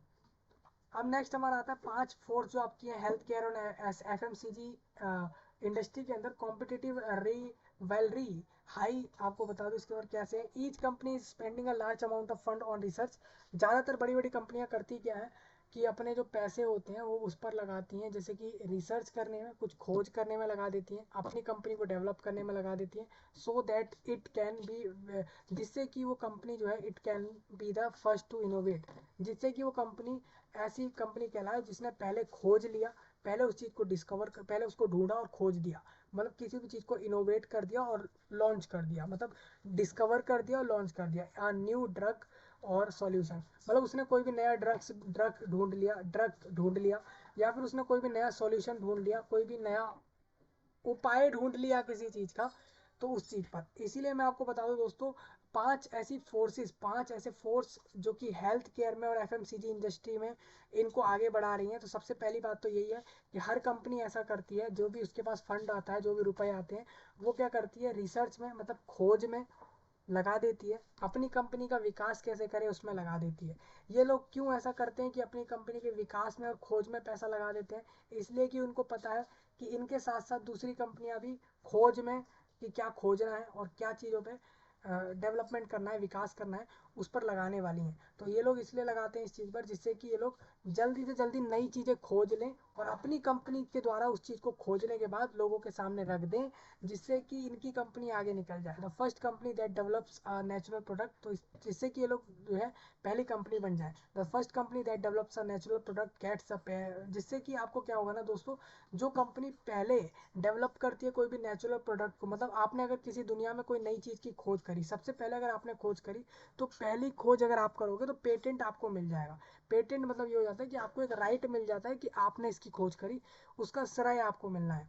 ठीक है। The first company that develops a natural product get the patent to make the patent for period of certain year, आप कुछ साल के लिए उसका पेटेंट ले सकते हैं। And hence eliminate the competition, और आप जो है कंपटीशन को खत्म कर सकते हैं। कंपटीशन कैसे खत्म हो जाएगा? मान के चलिए आपने किसी चीज़ की खोज कर दी और आपने उसका पेटेंट ले लिया कि भाई इसकी खोज तो मैंने करी है, तो इस पर काम सारा मैं करूँगा, कोई दूसरा करेगा नहीं, और ऐसा आपने कर दिया ना, तो इससे क्या हो जाएगा दोस्तों कि आप इससे कंपटीशन कम कर दोगे। आप किसी चीज़ पर पेटेंट फाइल करवा लेते हो, पेटेंट बनवा लेते हो, तो आप समझिए कि बहुत सारे लोग उस चीज़ में उतरने से पहले, उस चीज़ पर काम करने से पहले कई बार सोचेंगे, क्योंकि उनको पता है कि इस चीज़ के ऊपर किसी ने काम पहले से कर रखा है और उसके पास इस चीज़ का पेटेंट है। Rivalry among competitor is very serve there are limited customer because of the high saturation of the industry। आपको बता दूं यहाँ पर कुछ लिमिटेड कस्टमर होते हैं because of the high saturation of the industry. Market leaders जो है यूज करते हैं all sorts of tactics and, मतलब कि जो मार्केट के लीडर होते हैं वो यूज करते हैं all sort of tactics and actions ranging from intensive and segmented advertisement to age price cutting. Hence the intensity of rivalry is exceptionally high, मतलब कि वो अपना कंपटीशन बढ़ाए रखें, मार्केट में अपने आप को ऊपर रखें। इसके लिए कंपनी वाले देखो करते क्या है, मार्केट के जो लीडर होते हैं ना, बड़े बड़े जो लीडर होते हैं मार्केट में, जिनको लीडिंग आती है अच्छे से, मार्केट में अच्छे से पता है कि भाई कैसे हम ग्रो करके आगे निकलेंगे, वो करते क्या है, यूज करते हैं all sort of tactics and actions, मतलब कि सारी तरीके इस्तेमाल करते हैं वो लोग, ranging from incentive segmented advertisement to as pricing, price cutting, कि कब प्राइस बढ़ाना है, कब घटाना है, किस चीज़ का कितना प्राइस रखना है, वो चीज़ जानने के लिए वो लोग काफ़ी ज़्यादा इसके ऊपर ध्यान रखते हैं। ठीक है। But due to Indian touch a larger part goes to Patanjali Ayurveda, and because of this Patanjali able to cover larger part of the market is in less time। मैं आपको बता दूं, लेकिन ड्यू टू इंडियन टच मतलब कि भारतीय touch देने के लिए, कि भारत का ही है सब कुछ, भारतीयों की तरफ एक लगाव दिखाने के लिए कि सब भारत में ही बन रहा है, भारत में ही बन रहा है और बिल्कुल हर्बल बन रहा है, बिल्कुल असली बन रहा है और सही बन रहा है। उस चीज़ के लिए यहाँ पर इंडियन टच देने के लिए एक बड़ा पार्ट जो है गोज टू पतंजलि आयुर्वेदा। इसी वजह से जो बड़ा हिस्सा है भारत का, वो पतंजलि आयुर्वेदा की तरफ मूव कर गया, पतंजलि आयुर्वेदा को तवज्जो देने लग गया, उसके प्रोडक्ट को चूज करने लग गया, क्योंकि उन्होंने देखा कि पतंजलि तो साफ साफ कह रहा है कि हमारे प्रोडक्ट बिल्कुल केमिकल नहीं होता, भारत में ही बनते हैं, मेक इन इंडिया हम फॉलो करते हैं। इसी वजह से आप देखोगे कि जो पतंजलि आयुर्वेदा है उसकी तरफ बहुत सारे भारत के लोग डायरेक्ट मूव कर गए इसको यूज करने के लिए, because of this Patanjali able to enlarge. इसी वजह से पतंजलि एबल हो पाया टू कवर को बड़ी मार्केट के पार्ट को कवर करने में, कम समय में उसने मार्केट में अच्छा नाम बना लिया। थ्रेट ऑफ सब्स्टिट्यूट्स मैं आपको बता देता हूँ क्या रहेंगे यहाँ पे। देखिए, FMCG industry and health products profits are generally affected by substitutes when the patent of drugs expires। when this happen all companies get the opportunity to make the drug, and this reduce the monopoly and profits which are previously enjoyed by only one company. देखिए जो आपकी FMCG industry की कंपनियां होती हैं और health product बनाने वाली कंपनी होती है, उनका जो है जो उनका प्रॉफिट होता है ना, health product profits are generally affected, उनका जो प्रॉफिट होता है, उनको जो फायदा होना होता है वो अफेक्ट कर जाता है बाय सब्सिट्यूट, जो उनके सब्सिट्यूट्स होते हैं ना उनके द्वारा वो अफेक्ट करने लग जाता है। व्हेन द पेटेंट, जब आपका जो है पेटेंट ऑफ ड्रग्स, जब मान के चले आपका पेटेंट एक्सपायर हो गया, मान के चले आपने जो अपने ड्रग्स का पेटेंट लिया था कि आपके पास राइट है कि आपने ही इसकी खोज करी है, उसका जो पेटेंट है ना, वो ड्रग का जो पेटेंट होता है वो एक्सपायर हो जाता है। आप सरकार के पास पेटेंट लिखवाते हैं, आप कहते हैं कि भाई पेटेंट दो मुझे, तो ये आपका 4 साल 2 साल वो एक सीमित समय का होता है। तो वो पेटेंट जैसे ही खत्म होता है ना, तो आपके प्रॉफिट, जो आपका प्रॉफिट होता है ना, are generally affected by substitute when the patent expire. जैसे ही पेटेंट एक्सपायर होता है आपके उस पर फर्क पड़ता है। व्हेन दिस हैपन, और जब ये ऐसा होता है तो जितनी भी कंपनियां होती हैं उनको एक अपॉर्चुनिटी मिल जाती है कि वो ड्रग बना सकें, and this reduce the monopoly, और इसके चलते जो है ना आपका जो मोनोपोली जो है ना वो कम हो जाता है, और जो प्रॉफिट है ना which are previously enjoyed by only one company, और इस तरीके से क्या होता है, एंड जो प्रॉफिट होता है वो which are previously enjoyed by only one company, मतलब ये हो जाता है इससे फिर जो आपका प्रॉफिट होता है वो दूसरी कंपनियां एंजॉय करने लग जाती हैं। अब वो कैसे हुआ, मान के चलिए आपने किसी प्रोडक्ट की खोज कर दी, ठीक है, किसी ड्रग की खोज कर दी और फिर उसको आपने लॉन्च कर दिया, उसका पेटेंट आपने साइन करवा लिया गवर्नमेंट के पास, इसके तरीके से आपका पेटेंट बन गया।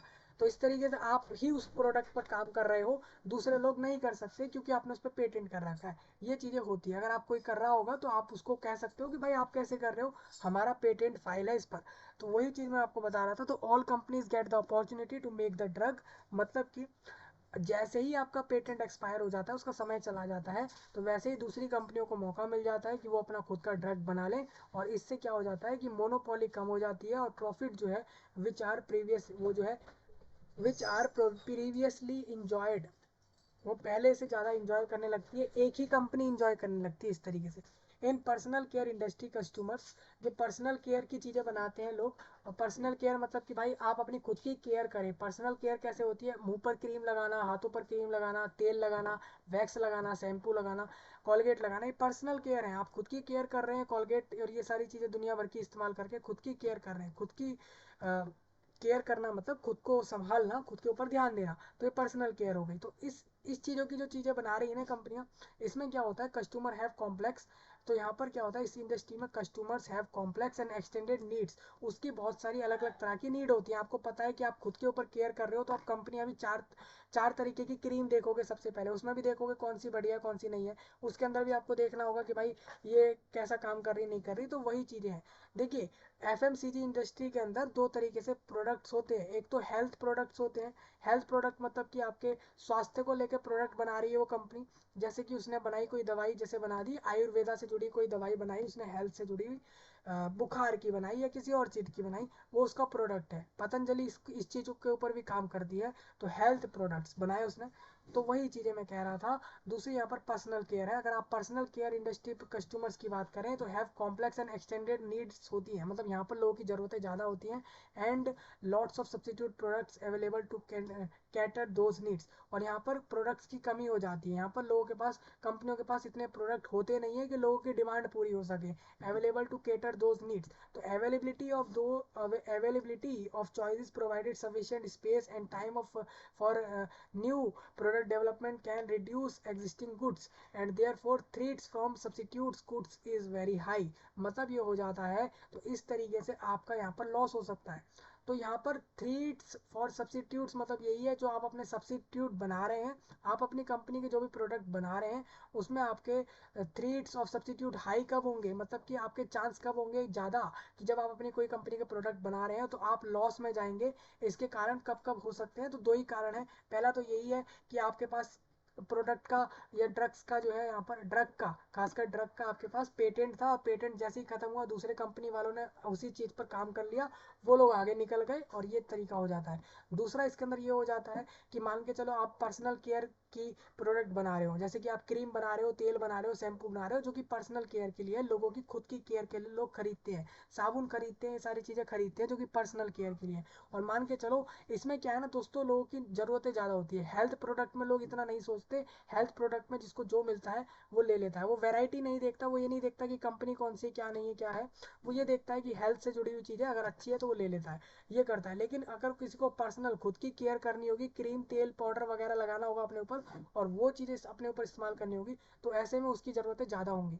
वो ऐसे में चार चीज़ें देखना पसंद करेगा और फिर ही वो लेगा, वो चार कंपनियों की चीज़ों को भी देखकर उसके बाद ही वो लेगा। तो इसीलिए दोस्तों यहाँ पर आप लोगों की ज़रूरतों को पूरा नहीं कर सकते, क्योंकि यहाँ पर ज़रूरतें पूरा करने में आपको बहुत सारे प्रोडक्ट लाने पड़ेंगे, बहुत सारी चीज़ें लानी पड़ेंगी। तो ये कारण हो जाता है कि यहाँ पर पर्सनल केयर की जो भी कस्टमर्स की जो भी ज़रूरतें होती है उसके प्रोडक्ट बनाने में आपको जो है यहाँ पर समय लग जाता है। और आप जब तक कस्टमर मांग रहा है कोई नया प्रोडक्ट और आप उस पर काम करोगे, जैसे ही आप उसको बनाने जाओगे, उसके ऊपर काम करोगे, तब तक दूसरी कंपनी आगे निकल जाएगी उस चीज जिसके पास वो पहले से ही बना होगा।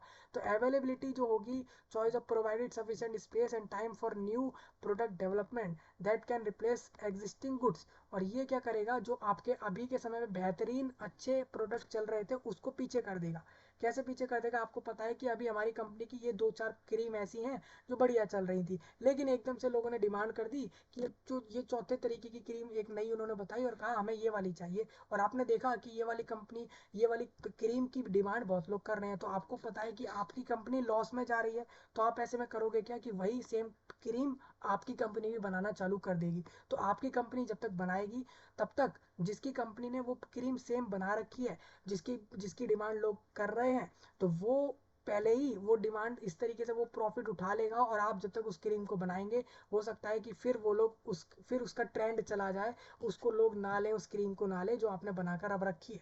इस तरीके से क्या होगा दोस्तों, आपकी मार्केटिंग गिर सकती है और आपकी कंपनी का ग्रोथ गिर सकता है। तो ये दो ही कारण है दोस्तों इसके अंदर।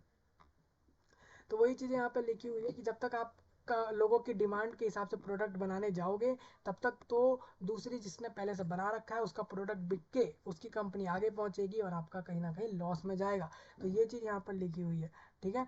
There for threats for substitute goods is very high. तो वही मैंने पॉइंट आपको यहाँ पर बता दिया। चलिए हम थोड़ा आगे बढ़ते हैं इसी के अंदर। अब थ्रीट्स फॉर न्यू एंट्रेंट्स, मतलब मॉडरेट लेवल का मैं आपको बता देता हूँ इसके अंदर। अभी मैंने हाई लेवल का बताया था, अब मॉडरेट लेवल का मैं आपको बता दूं इसके अंदर। In health care industry threat for new entrant, मतलब न्यू एंट्रेट मतलब जो नए लोग आपके इंडस्ट्री में आ रहे हैं आपसे बराबरी करने उस सेम चीज़ को लेकर, इज मॉडरेट बिकॉज ये मॉडरेट होती है, ये मतलब ज़्यादा हाई नहीं होती। मतलब कि अगर कोई हेल्थ केयर इंडस्ट्री में आपसे बराबरी करने के लिए अपने प्रोडक्ट उतारने वाला है, अपनी कंपनी डालने वाला है, तो ऐसे में उसको आपसे मुकाबला करना मुश्किल नहीं होगा, आसान तो नहीं होगा, मुश्किल भी नहीं होगा, मतलब आप समझ सकते हैं। दोनों ही वो उसके लिए मीडियम लेवल का होगा, बिकॉज कंपनियों को ज़रूरत होती है initial capital to invest in research and development for new drug, and after developing the drug they have to deal with the government policies और for its authenticity and exclusiveness. मैं आपको इसका मतलब बताता हूँ अभी क्या है। देखिए, जब आप हेल्थ केयर से जुड़ी हुई चीज़ें बनाते हैं तो यहाँ पर आपके दो पॉइंट फिर से दोबारा आ जाते हैं कि कोई नया एंट्रेट है, मतलब कि कोई नया इंडस्ट्री में आ रहा है आपसे बराबरी करने। तो ऐसे में क्या होता है, इज़ मॉडरेट बिकॉज ये मॉडरेट लेवल का होता है, ये ज़्यादा हाई नहीं होता। क्योंकि ये देखिए यहाँ पर ना कि सिर्फ पतंजलि के लिए ज़रूरी है, बाकी सबके लिए ज़रूरी है, बिकॉज कंपनियों को ज़रूरत होती है इनिशियल कैपिटल की। शुरुआत में कोई भी कंपनी शुरू करेगा तो उसको कुछ रुपए की तो ज़रूरत होगी, तभी तो वो रिसर्च में इन्वेस्ट करेगा। मतलब आप कंपनी तो शुरू कर रहे हो कि आपको प्रोडक्ट बनाना है, हेल्थ केयर से जुड़े आपको प्रोडक्ट बनाने हैं, ये आपने सोच तो लिया, लेकिन उसके लिए आपको शुरुआत में कुछ कैपिटल की, कुछ रुपए की ज़रूरत होगी। उसको यहाँ पर कैपिटल बोल रहे हैं, कंपनियों में इसको कैपिटल बोल देते हैं, मनी को, ठीक है।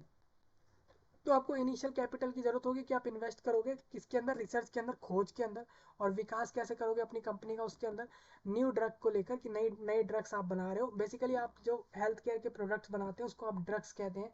तो आप जब भी कोई नया ड्रग्स बनाओगे अपनी कंपनी खोलकर, तो उसमें आप पहले उसकी खोज करोगे, आप उसका विकास कैसे करोगे उस नए ड्रग्स का, उसके ऊपर रुपए लगाओगे। तो इसीलिए कोई भी नई कंपनी आपकी बराबरी करने आएगी तो उसको समय लग जाएगा, क्योंकि उसके पास पहले तो रुपए होने चाहिए, और रुपए भी होंगे तो उसको रुपए किस तरीके से लगाने होंगे, कैसे वो खोज करेगा, कैसे अपनी कंपनी के नए नए प्रोडक्ट का विकास करेगा, उसमें उसको समय लग जाएगा। इसी वजह से and after developing the drug, और जब वो डेवलप कर लेगा, अपने ड्रग को बना लेगा, तो they have to deal with the government. फिर उसके बाद उसको सरकार की पॉलिसी के हिसाब से चलना पड़ेगा। देखिए, आपने कंपनी खोल ली, आप अपने प्रोडक्ट बनाने चालू कर दिए, धीरे धीरे आपने पैसा लगाना चालू कर दिया अपने प्रोडक्ट पर। इसके बाद क्या होगा ना दोस्तों, आप इसके बाद भी अपने नियम मर्जियों से नहीं चल सकते। इसमें आपको सरकार की पॉलिसी माननी पड़ेगी, सरकार की पॉलिसी के साथ डील करनी पड़ेगी। सरकार कह रही है ऐसा करो वैसा करो, अपनी कंपनी इस तरीके से चलाओ, तो वैसा आपको चलाना पड़ेगा। The drugs they have to deal with the government policies for its authenticity and exclusiveness. मतलब कि आपकी कंपनी सही से चलती रहे, सही ढंग से चलती रहे और रूल रेगुलेशन के हिसाब से चले। तो इसके लिए आपको सरकार के साथ, सरकार की कुछ पॉलिसी होती है कंपनी को लेकर, उनके साथ आपको डील करनी होगी। तो ये आपका मॉडरेट लेवल के एंट्रेंट है। एंट्रेंट मतलब कि आपके साथ नए लोग आने वाले हैं सेम आपसे उसी फील्ड में आगे को बढ़ने के लिए, तो वहाँ पर आपको इस चीज़ पर ध्यान देना होता है। तो मैं इसमें थोड़ा और आगे बढ़ता हूँ, ये वाला पॉइंट हमारा हो गया था। अब हमारा नेक्स्ट यहाँ पर दोबारा आ जाता है कि FMCG sector there is minimum threat for new entrant is as difficult to get approval legally, plus due to heavy competition companies don't want to enter in the market. The competition is really high as there are so many companies that are in FMCG industry and have good market share in that company. देखिए, यहाँ पर moderate वालों के लिए, इसमें मैं आपको बताता हूँ, आपका यहाँ पर जो है ना FMCG सेक्टर के अंदर बहुत मिनिमम थ्रेट होते हैं नए एंट्रेंट के, as it difficult to get approval. नए लोगों का ना इन मार्केटों में कूदना मुश्किल भी होता है। क्यों? कि उनको अप्रूवल मिल जाए, मतलब सरकार द्वारा पहले अप्रूवल मिलता है लोगों को कि भाई आपको अप्रूव कर दिया हमने, अब आप खोल सकते हो अपनी कंपनी इस चीज़ के ऊपर। ठीक है, सरकार अगर नहीं देती है अप्रूवल, आप नहीं खोल सकते, ये चीज़ है। किसी भी जगह खोलोगे यही सीन रहेगा, आप इस चीज़ को ध्यान रख लें। कहीं पर भी आप पूरे दुनिया में कहीं चले जाओ, सबसे पहले गवर्नमेंट पहले उसमें अप्रूवल नहीं देती तो वो नहीं खुल सकता। तो न्यू एंट्रेंट एज डिफिकल्ट, तो नए लोगों का आना मुश्किल होता है, क्योंकि वो difficult to get approval legally, plus to due to, आपको अप्रूवल मिलना मुश्किल होगा सबसे पहले legally, plus due to heavy competition, क्योंकि बहुत ज़्यादा कंपटीशन होता है। आप कोई भी आप सरकार के पास गए, आपने कहा कि हमें इस प्रोडक्ट पर हमें कंपनी खोलनी है, तो वो सरकार पहले ही आपसे पूछ लेगी क्यों भाई, और लोगों ने नहीं खोली क्या? तो आप फिर बोलोगे कि खोली है, लेकिन हमें थोड़ा कुछ नया इसके अंदर डाल के कुछ नए प्रोडक्ट नई तरीके से बनाने हैं, कुछ आप थोड़े अच्छे अच्छे थोड़े इसमें और रीज़न लगाओगे और कारण लगाओगे, तो मान सकते हैं कि सरकार द्वारा उसमें अप्रूवल आपको मिले। लेकिन आप देखोगे तो इसीलिए इन्होंने कहा है कि नए लोगों का आना मुश्किल होता है उस सेम फील्ड में। मान के चलो कोई बिस्कुट बना रहा है, तो आप भी बिस्कुट बनाना चालू करोगे तो आप लोगों को मुश्किल होगी अप्रूवल मिलने में, क्योंकि काफ़ी सारे कारण आपको ऐसे नए नए बताने होंगे जिस पर आप काम करोगे, तभी वो अप्रूवल आपको मिलेगा। तो ये मुश्किल होता है क्योंकि कंपटीशन ज़्यादा होता है। डोंट, आपको यही कहा जाएगा कि यहाँ पर due to heavy competition, companies में, कंपनियों के बीच में बहुत बड़ा कंपटीशन चल रहा है पहले से ही, तो don't want to enter in the market, the competition is really high as there are so many company. यहाँ पर बहुत सारी कंपनियां हैं इसी सेक्टर में जो इसके ऊपर काम कर रही है, और उनका जो है गुड मार्केट शेयर है, मतलब कि वो मार्केट में एक अच्छे लेवल पर चल रही हैं, तो आपको आने की क्या ज़रूरत है, ऐसा वो लोग कह सकते हैं। तो यही चीज़ होती है इसके अंदर। लेकिन आप ये ना सोचें कि भाई चलिए हमें तो सब जगह से मना हो गया है, हमें तो जो है गवर्नमेंट अप्रूवल दे नहीं रही, तो आप छोड़ दें। नहीं, पहले आप रिसर्च कर लें कि यार हम जो कंपनियां चला रहे हैं वो लोग उसमें ऐसा क्या बना रहे हैं हम नहीं बना सकते। आप बना सकते हैं तो और थोड़ी नई खोज करके फिर उसके अंदर थोड़ी एडवांस चीज़ आप कर सकते हैं, तो आप इसमें अपना जा सकते हैं। अब बात आती है बार्गेनिंग पावर ऑफ बायर्स। अब बार्गेनिंग पावर ऑफ बायर्स मतलब ये होता है, कोई भी खरीदता है ना तो उसकी एक बार्गेनिंग पावर होती है, मतलब भाव ताल की पावर होती है खरीदने वालों में। Low in health care, high in personal care and high in FMCG। मैं आपको बताता हूँ इन तीनों के मतलब क्या है। सबसे पहले देखिए, बार्गेनिंग पावर ऑफ बायर मतलब कि जो खरीदने वाला है उसकी जो क्षमता होती है किसी भी चीज़ के रेट को भाव तौल करने की, घटाने की, बढ़ाने की, वो तीन तरीके से होती है। अगर वो जाता है हेल्थ केयर प्रोडक्ट लेने, हेल्थ केयर प्रोडक्ट मतलब जो स्वास्थ्य के लिए अच्छे हैं, ठीक है, ऐसे चीज़ें वो लेने जाता है, तो दुकानदार भी आप देखोगे वो घटाएगा नहीं। बार्गेनिंग पावर यहाँ पर खरीदने वालों की कम होती है, वो ज़्यादा कह कह कर भी रेट नहीं घटवा सकते, क्योंकि जो बेचने वाला होगा ना वो हेल्थ केयर, स्वास्थ्य की केयर करने वाले प्रोडक्ट, मतलब जो स्वास्थ्य के लिए अच्छे हैं, जो स्वास्थ्य के लिए ज़रूरी हैं, ऐसी चीज़ों पे वो भी रेट ज़्यादा कम नहीं करेगा, क्योंकि वो जानता है कि आप उसको लोगे ही लोगे, क्योंकि वो हेल्थ से जुड़ी हुई चीज़ है। लेकिन जब पर्सनल केयर की बात आती है, मतलब जब आपको क्रीम लेनी है, पाउडर लेना है, साबुन वगैरह लेना है, तो यहाँ पर चांस ज़्यादा होते हैं खरीदने वालों के रेट गिरवाने के, वो रेट कम करवा सकते हैं आसानी से। वहीं अगर आप जाते हो एफएमसीजी में, यानी कि fast moving customer fast moving consumer fast moving अगर आप जाते हो यहाँ पर फास्ट मूविंग कंज्यूमर गुड्स, जो आपके फास्ट मूविंग कंज्यूमर गुड्स मतलब कि आपकी जो रोज़ की ज़रूरत है, गुड्स की ज़रूरत है, और ऐसे चीज़ों में अगर आप जाते हो और ऐसे में अगर कोई खरीदने वाला किसी रेट को कम करवाएगा तो वो आसानी से करवा पाएगा। यहाँ पर भी चांस ज़्यादा है, क्योंकि लोग दुकान वालों को पता है कि ये जो कंज्यूमर गुड्स प्रोडक्ट है ये रोज इस्तेमाल होंगे। कॉलगेट रोज ही चाहिए भाई लोगों को, कॉलगेट रोज चाहिए। कंज्यूमर गुड्स मतलब कि ऐसी चीज़ें जो लोगों को, चीनी चावल आटा, अगर आप ऐसे प्रोडक्ट बना रहे हैं, मतलब ऐसे प्रोडक्ट आपकी कंपनी के हैं, चीनी है चावल है आटा है, तो ये रोज चाहिए। तो आप इसमें जो खरीदने वाला है वो आपसे रेट कम करवा सकता है, और वो जितना चाहे वो कम करवा पाएगा, क्योंकि यहाँ पर आप भी जानते हो कि वो उसकी रोज़ की ज़रूरत तो है ही, लेकिन आप जानते हो कि मैं उसको कम में भी दूंगा तभी मेरा फ़ायदा है, क्योंकि मेरे को ये रोज़ बिक जाएगा, ये मेरे से रोज़ ले लिया जाएगा, इस वजह से आप उसको कम कर दोगे। लेकिन आप हेल्थ केयर में कम नहीं करोगे, क्योंकि हेल्थ केयर में आपको भी पता है कि आपसे कोई भी खरीदने वाला लेगा ही लेगा, चाहे आप उसको जितने भी रुपए में दे रहे हैं वो लेगा ही लेगा, क्योंकि वो उसके लिए ज़रूरी हो रहा है। लेकिन पर्सनल केयर वाली चीज़ें हो जाएंगी, क्रीम वगैरह आपके वहाँ पर रखी रहेंगी, ख़राब हो जाएंगी, डेट वगैरह निकल जाएगी आपके शॉप पर। इसी वजह से आपको पर्सनल केयर की चीज़ें कम रेट में भी आप दे दोगे, आप रोज़ की चीज़ें भी कम रेट में दे दोगे लोगों को। तो यही 3 पॉइंट हैं, इसी को इन्होंने शॉर्ट पूरा डिटेल में बताया। हेल्थ केयर में इन्होंने बताया कि जो बार्गेनिंग पावर होती है बायर की, खरीदने वाले की, वो वेरी लिमिटेड, वो सिर्फ सीमित होती है, कुछ थोड़ी बहुत वो कम करा सकता है, क्योंकि tendency to fall sick is uncontrollable, मतलब कि वो कंट्रोलेबल नहीं है, वो कंट्रोल नहीं कर सकता अपना। अगर कोई बीमार है तो वो उसके खुद के हाथ में नहीं है वो कि अपने आप को सही कर ले। ऐसी वैसे अगर कोई उसको कोई बीमारी हो गई है, are quite unpredictable and people seek acid assistance from pharmaceutical companies. तो पीपल अगर बीमार हो जाए, लोग बीमार हो जाए, seek assistance from pharmaceutical companies, hospitals and insurance companies, and in return accept best quality for care. तो यही सब चीज़ें हैं, मैंने कहा हेल्थ केयर में नहीं होता कम, आप भी जानते हो। पर्सनल केयर में हो जाएगा, आप समझ सकते हैं, तीनों पॉइंट यहाँ लिखे हुए हैं, तो मैं इसको डिस्कस नहीं कर रहा, मैंने आपको समझा ही दिया है। आगे बढ़ता हूँ, बार्गेनिंग पावर ऑफ सप्लायर। कोई भी सप्लाई करने वाला जो है, मतलब कि मान के चलो आपके जगह जगह दुकानों पर वो प्रोडक्ट छोड़ रहा है, पहुंचा रहा है, तो उसकी जो भाव तौल की पावर होगी वो ज़्यादा होगी, क्योंकि आपको पता है कि आपके एरिया में आप ही की दुकान है, और जो सप्लायर है जो बड़े बड़े ट्रकों में आ रहा है, इतने बड़े दूर से आ रहा है सप्लाई करने, आपके दुकान तक आ रहा है, तो उसकी पावर ज़्यादा होगी। उसकी पावर ज़्यादा होगी कि वो आपको जितने रुपए में देना चाहे सप्लाई करने वाला वो देगा। बड़े बड़े होलसेलर्स होते हैं, वो रिटेलर्स के पास जाते हैं, कहते हैं कि भाई आप ये प्रोडक्ट इतने में है, ये कंपनी ने इतने में निकाला है, आपको इतने में लेना है, तो वो जो सप्लायर ने कहा आप उतने में लोगे, हो सकता है कुछ रुपए कम करवा लो आप, लेकिन आप ज़्यादा कम नहीं करवा सकते, क्योंकि आपको पता है कि आप एक दुकानदार हो, और जो कंपनी से लाया है वो इंसान, जो ट्रक में लोड करके या किसी भी बड़े बड़े कंटेनर में लाया है, वो ज़्यादा कम नहीं करेगा, क्योंकि उसको पता है, उसको अच्छे से पता है कि ये दुकानदार लेगा ही लेगा, क्योंकि इसको तो बेचना है। तो इसीलिए यहाँ पर सप्लायर का जो पावर होता है, वो बार्गेनिंग पावर सप्लायर का ज़्यादा होता है। तो in FMCG industry the bargaining power varies when the company launch a new product. जब मान के चले किसी कंपनी ने नया प्रोडक्ट लॉन्च कर दिया, ठीक है, मान के चलिए कोई कोई कंपनी है, उसने बोल दिया कि हम एक नया साबुन लॉन्च कर रहे हैं, उसका अलग ही फ्लेवर है, ठीक है। एक कंपनी ने बोला, पतंजलि ने बोल दिया कि हम एक नया साबुन लॉन्च कर रहे हैं, उसका एक अलग ही फ्लेवर है, और उन्होंने लॉन्च कर दिया।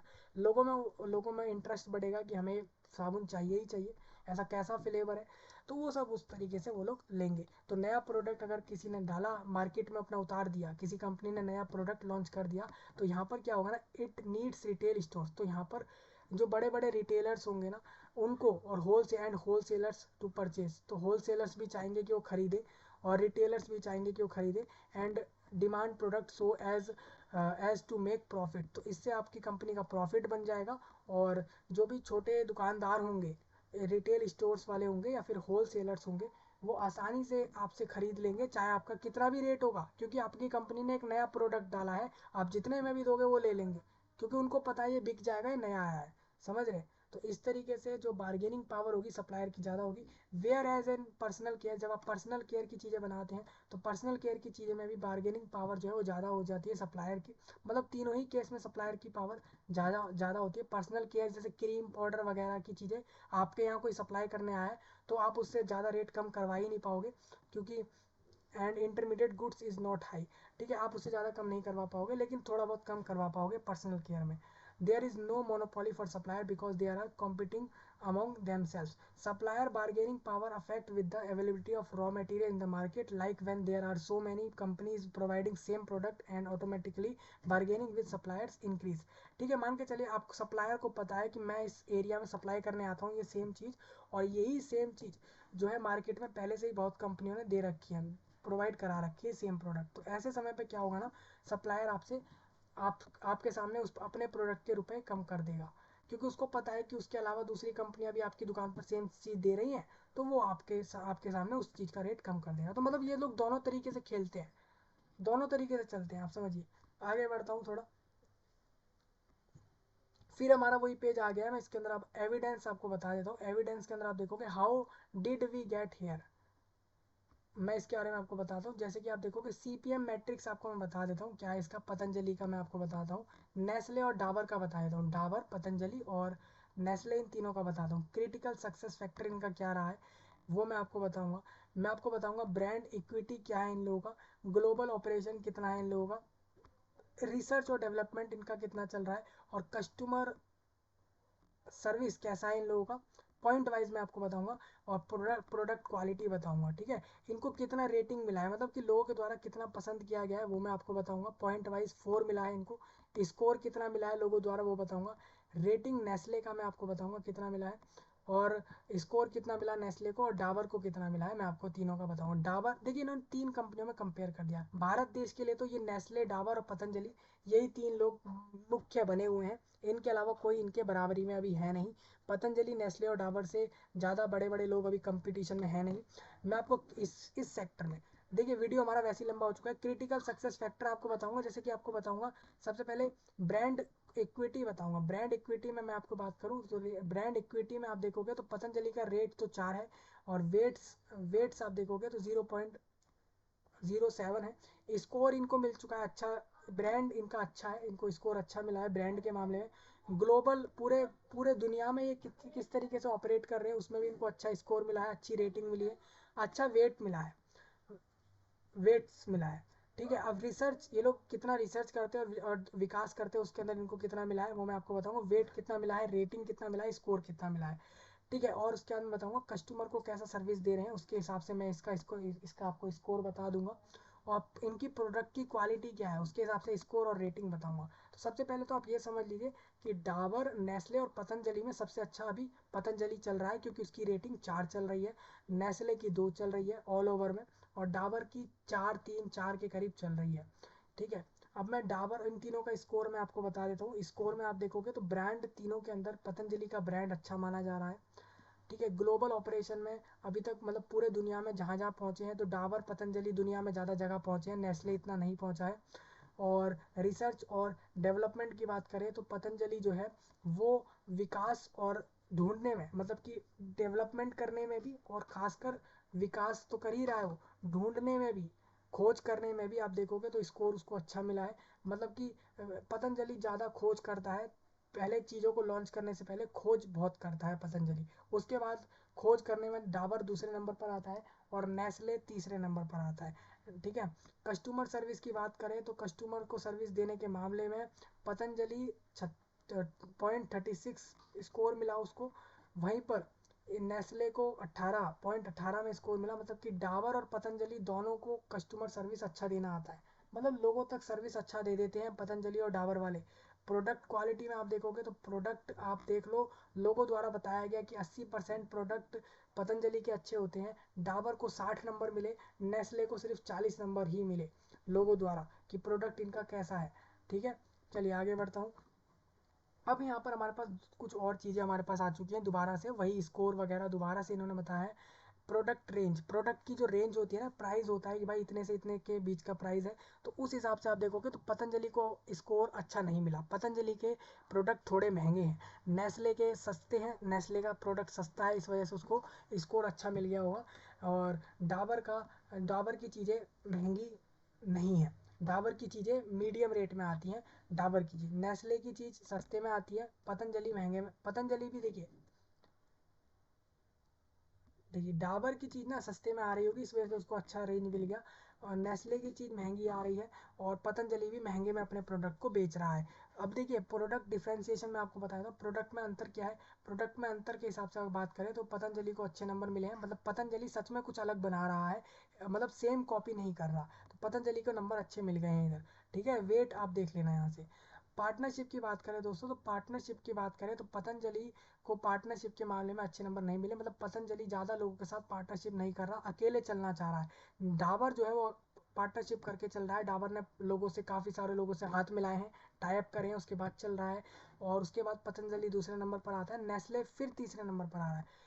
विज्ञापन के मामले में, मतलब कि जहाँ जहाँ ऐड चल रहे हैं, तो पतंजलि इतने अपने ऐड नहीं चलवा पा रहा, ऐड नहीं पतंजलि के इतने चल रहे, लेकिन डाबर के ऐड बहुत चल रहे हैं। डाबर ऐड चलाने में आगे चल रहा है, दूसरे नंबर पर पतंजलि है, नेस्ले फिर पीछे है। अब एक्सटेंसिव डिस्ट्रीब्यूशन, मतलब कि ये लोग जगह जगह सर्विस देकर लोगों तक अपनी चीज़ों को पहुंचा देते हैं, तो पतंजलि अपनी चीज़ों को समय से पहुंचा देता है लोगों के एरिया में, लेकिन डाबर नहीं पहुंचा पाता, नेस्ले नहीं पहुंचा पाता, पतंजलि आसानी से पहुंचा देता है। मतलब पतंजलि फिर यहाँ से आगे है। तो आप देखिए, मतलब ऑल ओवर देखिए तो पतंजलि कहीं ना कहीं सही है। पतंजलि डाबर से टक्कर ले रहा है सीधा सीधा, पतंजलि और डाबर आपस में बराबरी में चल रहे हैं, ये आप देख पा रहे हैं। अब competitive profile matrix is an essential strategic, अब ये जो मैं आपको दिखाई, ये आपकी एक मैट्रिक है, आप देखिए एसेंशियल स्ट्रेटेजिक मैनेजमेंट टूल है, which is used to compare the firm मतलब with the major players of the industry. It give an insight to company that where it stand in relation to it competitor, जिससे हमें पता लगता है कि आपकी company कहाँ खड़ी है आपकी बराबरी करने वालों के बीच में। देखिए कंपटीशन प्रोफाइल मैट्रिक एक ऐसी मैट्रिक होती है जिससे आप समझ पाते हैं कि कोई भी कंपनी दूसरे कंपनी के मुकाबले में सेम चीज़ बनाने में कहाँ खड़ी है, अपने बराबर में मुकाबले करने के लिए सेम उसी चीज़ पर। जैसे पतंजलि है, तो पतंजलि जो चीज़ बनाती है वो डाबर भी बनाती है, नेस्ले भी बनाती है, दूसरे लोग भी बनाते हैं, लेकिन पतंजलि दूसरों से बेहतर है या नहीं वो आप कैसे पता करेंगे। सिंपल सी बात है, आप देखेंगे कि डाबर को कितने लोगों ने पसंद किया, सबका कंपेयर करेंगे, कितने लोगों के घर तक पहुंच जाती हैं चीज़ें जो भी वो लोग मांगते हैं, क्या उनके प्रोडक्ट में अच्छा है। तो ये सारे फैक्टर्स की मदद से आप एक सीपीएम निकालते हैं। सीपीएम स्कोर मैं आपको बता रहा था, वही था ये। इससे आप समझ पाते हैं कि कोई भी कंपनी अभी कहाँ खड़ी है अपने दूसरे कंपनी वालों के बराबर में। सीपीएम स्कोर मेजर किया जाता है on the basis of critical success factor. Interpretation from the matrix में आपको बता दूं, core competency of the project are extensive research and development and manufacturing standards, ability to create more patent, मतलब कि आप अपनी कंपनी द्वारा ज़्यादा पेटेंट बना सकें, and wide range of product, और बड़ी संख्या में प्रोडक्ट बना सकते हैं, कोई भी चीज़ें बना सकें। तो Patanjali is offering new variety of product, Patanjali नई नई तरीके के प्रोडक्ट देती है इन एवरी डे, रोज रोज के समय में ये नए नए प्रोडक्ट निकालते रहते हैं। Matrix shows the competition analysis, matrix बताता है कि जो कंपटीशन है वो the competition analysis of Patanjali with other companies के हिसाब से ये पता लगता है कि पतंजलि रोज अपना एक नया नया प्रोडक्ट निकालती रहती है, जिससे कि वो मार्केट में बड़े लेवल पर बनी रहे, कभी भी नीचे ना गिरे, कभी भी डाबर नेस्ले से नीचे ना गिर जाए, इसलिए वो रोज नए नए प्रोडक्ट निकालती रहती है।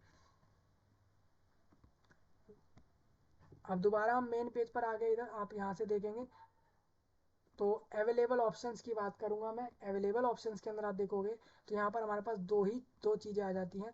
सबसे पहले हमारे पास आता था SWOT एनालिसिस और BCG मैट्रिक। ये सारे बिजनेस के टर्म्स है दोस्तों, समझने बहुत ज़रूरी है। तो SWOT एनालिसिस में आपको बताता हूँ इसमें क्या कुछ है।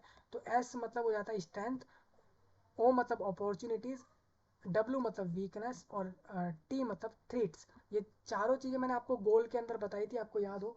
SWOT मतलब मैंने आपको बताया था, थ्रेट्स मैंने आपको बताया था, स्ट्रेंथ और अपॉर्चुनिटी और वीकनेस मैं आपको भी क्लियर कर दूंगा।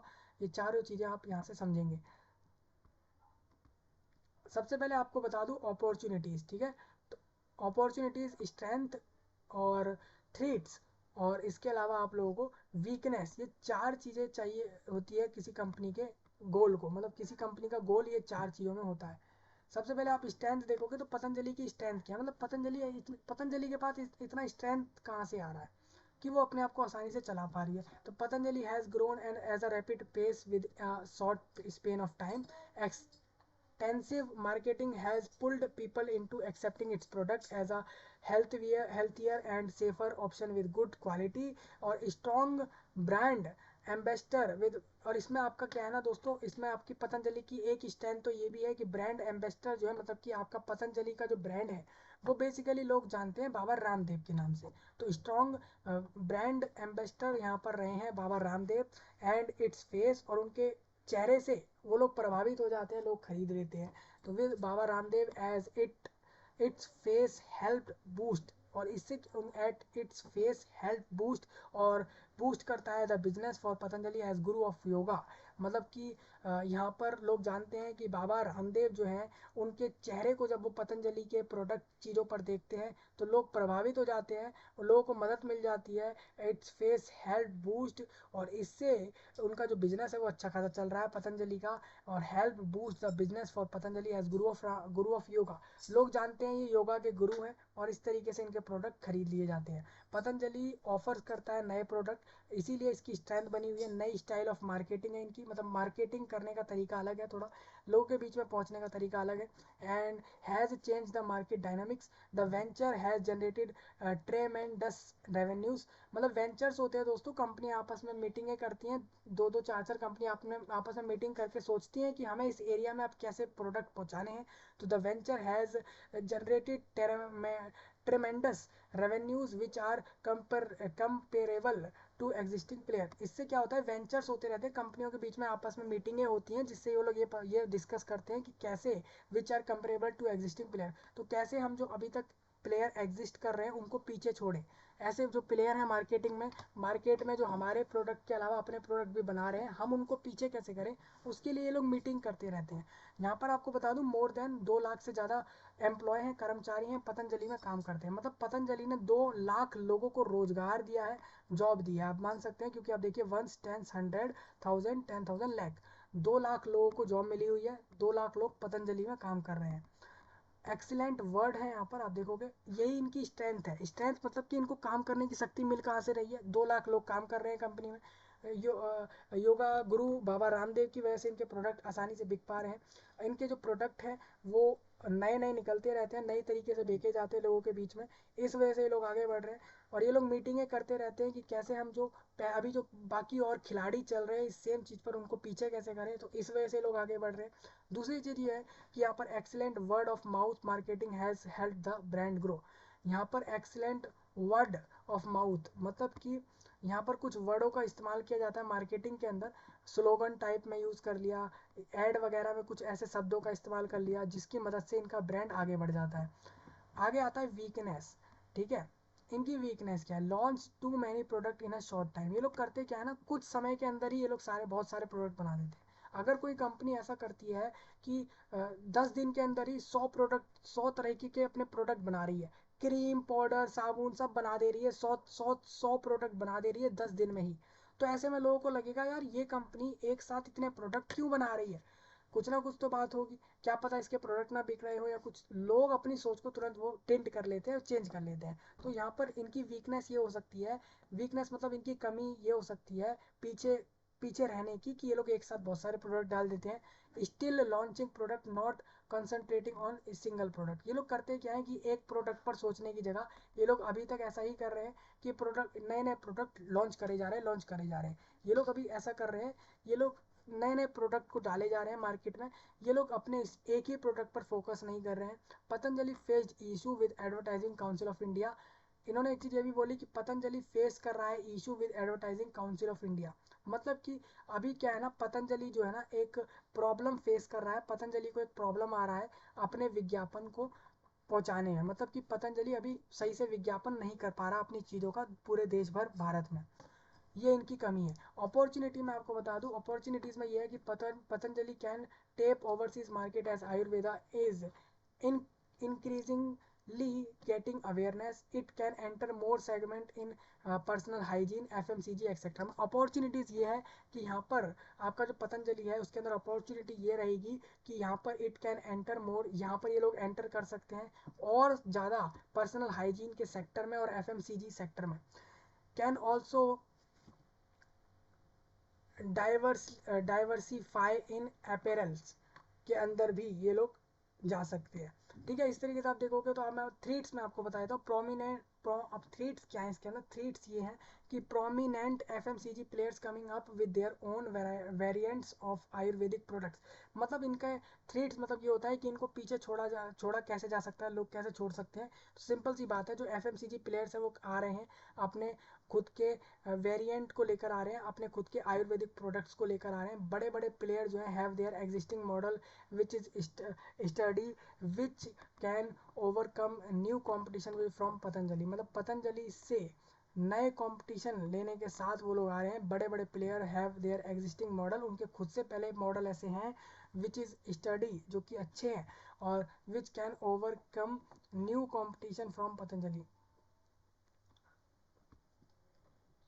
आगे बढ़ता हूँ मैं। बीसीजी मैट्रिक में आपको बताया था। बीसीजी मैट्रिक इस तरीके से आप देखोगे यहाँ पर कुछ एक पॉइंट लिखा है। केश कांति 9% है, दंत कांति 5% है, और चय यहाँ पर आपका ये चय च्यवनप्राश 9% है यहाँ पर।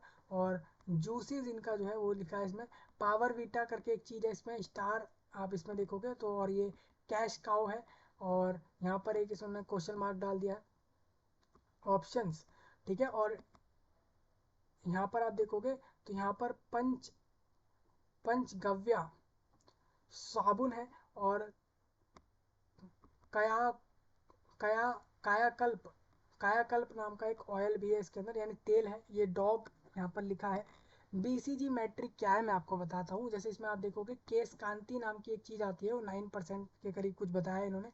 दंत क्रांति 5% बताया इन्होंने, च्यवनप्राश को 9%, जूस, और इन्होंने इस तरीके से आपका पावर वीटा नाम से एक चीज़ बताई है। घी आता है, घी 33% घी इनका जा रहा है, मतलब लोगों तक पहुंच रहा है, शायद ऐसा घी है इनका। हनी शहद 35%, आयुर्वेदिक मेडिसिन 35% इनकी तरफ से जा रही है लोगों तक। अब कॉम्फ्लेक्स कॉम्फ्लेक्स 10% है, ओट्स 7% जाता है इनका लोगों तक, हेल्थी नूडल्स 7%, कैंडी मतलब टॉफ़ी वगैरह हो जाता है, टॉफ़ी या चॉकलेट वगैरह, वो भी इनकी ज़्यादा बिकती है। ये इन्होंने साफ साफ बताया, तो आप इस तरीके से समझेंगे तो ये इन्होंने पूरा बीसीजी मैट्रिक बता दिया आपके सामने। मैंने आपको बता दिया ये वो प्रोडक्ट है दोस्तों जो इनके स्टार प्रोडक्ट में ये आ जाते हैं। कैश काउ में ये आता है, डॉग में ये आ जाता है, डीओजी में। तो आप इस तरीके से देख सकते हैं। ऑप्शन में इन्होंने बताया था the Boston consulting groups matrix BCG. इसका मतलब इन्होंने फुल फॉर्म बता दिया। Is broken into 4 quadrants. The first area is stars. Your business does these things particularly well, followed by question mark. These are as yet unknown for your business and could reveal risk and exposures. Ex- exposures. The third area is cash cow. This area lists the most profitable cash producing activities. The fourth area is dogs. These items might include issues that dog your business. ठीक है, these metric shows 4 quadrants where first shows star, as well all the major highlights are mentioned. All after that all question mark where product which are not that successful in market are shown. Then come the third quadrant where, देखिए quadrant मतलब क्या है मैं आपको simple बता दूं। आप देखते हो यहाँ पर आपका एक टेबल था, यहाँ पर ये जो आपका था ना, ये क्वाड्रेंट आप मान लीजिए, यहाँ पे आप एक क्वाड्रेंट मान लीजिए। ठीक है, तो आपको करना है क्या है, यहाँ पर इस तरीके से आप ऐसे लाइन अप माने, ये इसको फर्स्ट माने, इसको देखिए ये फर्स्ट है, ये सेकंड, और इस तरीके से थर्ड, और ये वाला फोर्थ। ठीक है भाई, इस तरीके से आपको मानना है ये। और अब मैं क्वाड्रेंट की मदद से आपको थोड़ा सा समझा दूं। इन्होंने बोला है दोस्तों जो स्टार वाले प्रोडक्ट हैं इनके वो प्रोडक्ट है जो कि अच्छे खासे बिक रहे हैं, वेल तरीके से चल रहे हैं। दूसरा इनका जो सेकंड वाला जो अननोन जिस पे क्वेश्चन मार्क लगा है उसका मतलब ये है कि इनके वो प्रोडक्ट बिक तो रहे हैं लेकिन उन प्रोडक्ट का कुछ नहीं पता, वो प्रोडक्ट इनको नुकसान में भी डाल सकते हैं, रिस्क में भी डाल सकते हैं, इनको डुबो भी सकते हैं। एक्सपोजर मतलब कि इनका कुछ बुरा मतलब इनका प्रोडक्ट वो दो ऐसे प्रोडक्ट है जो इनको रिस्क में डाल सकते हैं, खतरे में डाल सकते हैं, वो वाले वो प्रोडक्ट है। तीसरा आप एरिया देखते हो कैश काउ वाला, तो उसके अंदर ये लोग कह रहे हैं कि इनका वो वाला जो इनका प्रोडक्ट है वो इनका प्रॉफिट में चल रहा है, मतलब इनका घी और हनी यानी शहद और घी इनका बहुत बिक रहा है, ये इन्होंने साफ बताया। और चौथे नंबर पर इनके आते हैं डॉग वाले प्रोडक्ट, मतलब ऐसे प्रोडक्ट है उस एरिया में जो कि डॉग्स हैं, डॉग्स मतलब कि वो ऐसे हैं कि भाई उनसे इनको नुकसान हो रहा है, अभी उनके साथ परेशानियां चल रही हैं। ठीक है, तो वही चीज़ यहाँ लिखी हुई है।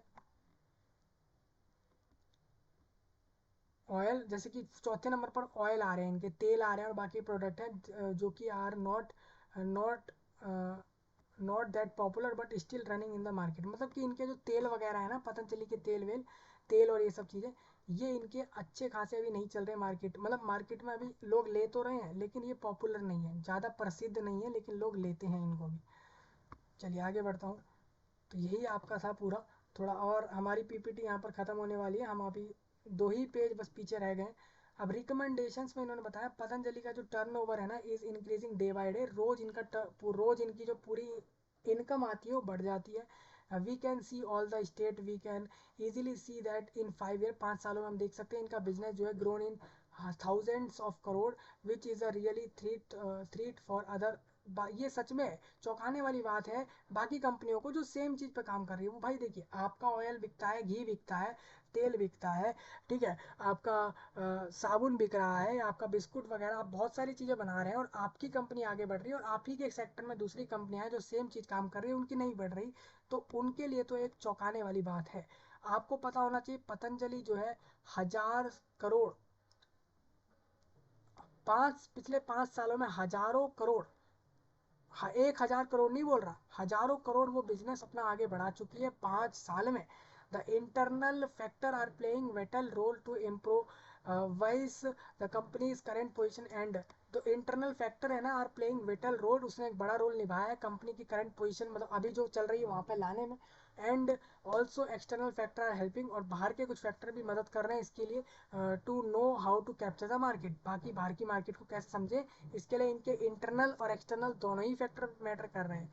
Marketing is not focusing on single product, market देखिए पतंजलि जो है सिर्फ फोकस नहीं कर रही एक प्रोडक्ट पर, but it is indulge in making all the product which make that losing its identity, and one product will affect the sale of other product automatically, like Nestle is having different brand name like Nescafe or Maggie etc, which separate their customers in each segment। हाँ भाई ये एक बहुत important बात है, काफी लोगों को ये बात पता नहीं थी, बहुत लोगों को अभी पता लग रही है, जिसको भी पता लगी हो ना अभी कमेंट में जरूर बताना, ये बहुत इंपॉर्टेंट बात है और ये कंपनियों के लिए बहुत जरूरी है।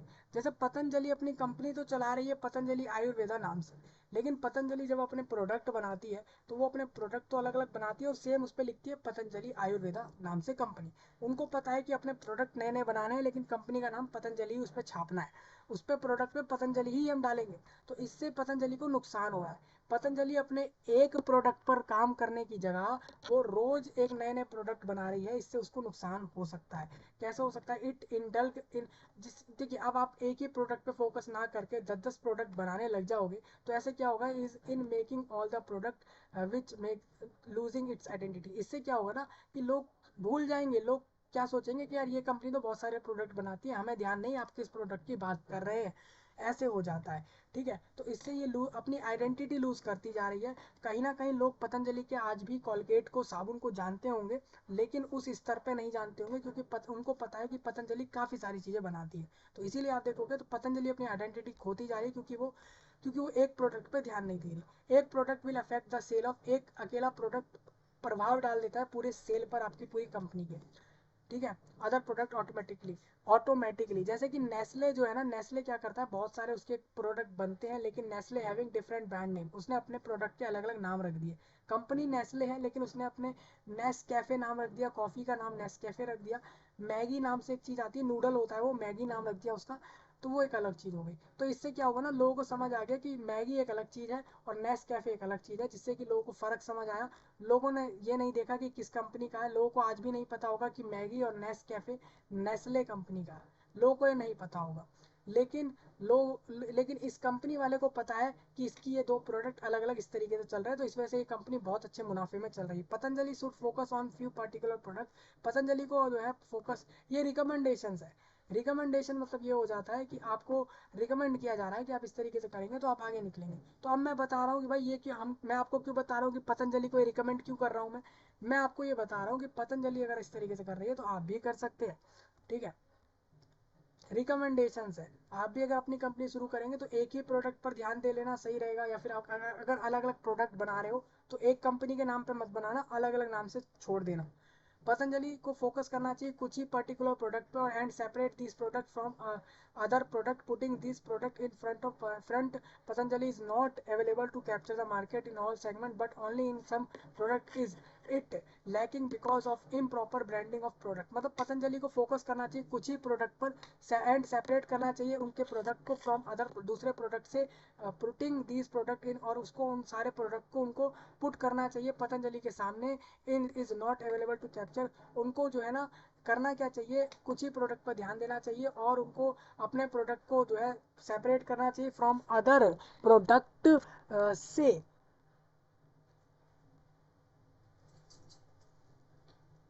And these product from other products, putting these product in front Patanjali is not able to capture, मतलब कि उनको अपने इन प्रोडक्ट को अलग अलग सेपरेट करना चाहिए और उनको इनको पुट करना चाहिए। This product in front of Patanjali is not available to capture the market, ठीक है, in all segment but only in some product is lacking because of improper branding of product. मतलब कि आप अपने अपने प्रोडक्ट को, इतने सारे प्रोडक्ट पर ना ध्यान दें, कुछ ही प्रोडक्ट पर ध्यान दें और याद रखें अपने ब्रांड पर अपने जब प्रोडक्ट को डालें तो पतंजलि शुरू में ही ना दिख जाए ऊपर, इस पर भी आप ध्यान दें। तो ये चीज़ इन्होंने रिकमेंडेशन में दिया है। अब Patanjali is focusing more on price than taste. Patanjali क्या करता है ना, अपने रुपए पर, प्राइस पर ध्यान देता है, टेस्ट पर इतना ध्यान नहीं देता। एंड क्वालिटी पर more than more on more on price than taste and quality. Taste और क्वालिटी से ज़्यादा वो प्राइस पर ध्यान दे रहा है। When we talk about noodles, जैसे हम नूडल्स की बात करें तो पतंजलि की जो नूडल है ना, are not performing well after so many advertisement, मतलब उन्होंने काफ़ी सारे अपने विज्ञापन चला लिए इसको लेकर, लेकिन पतंजलि के नूडल लोग ले नहीं रहे। And are not performing well after so many advertisement and marketing strategies, और उन्होंने मार्केटिंग भी लगा ली बहुत सारी बिकॉज ऑफ इट टेस्ट, क्योंकि लोगों को उसका टेस्ट पसंद नहीं आया। आपको भी पता है नूडल में मैगी चल रहा है या यप्पी वगैरह चलता है, मैगी तो लोग बहुत लेते ही है, लेकिन आप देखोगे कि पतंजलि नूडल्स लोग जानते भी नहीं होंगे और जानते भी होंगे तो ले नहीं रहे। कारण यही है कि उनको टेस्ट नहीं सही लग रहा। प्राइस पे ध्यान दे रहे हैं ये लोग लेकिन टेस्ट पे ध्यान नहीं दे रहे, क्वालिटी पे ध्यान नहीं दे रहे, ऐसा इन्होंने बताया है इस पूरे नोटिस में, ये पूरे पीपीटी में। अब इसके आगे लास्ट पॉइंट हमारा आ जाता है प्रेजेंटेड बाय, ये किसने प्रेजेंट किया, मैं आपको दिखा देता हूँ यहाँ पर जिसने प्रेजेंट किया है। हालांकि मैंने आपको पहले ही बताया था ये प्रेजेंटेशन किसी के द्वारा बनाया गया है।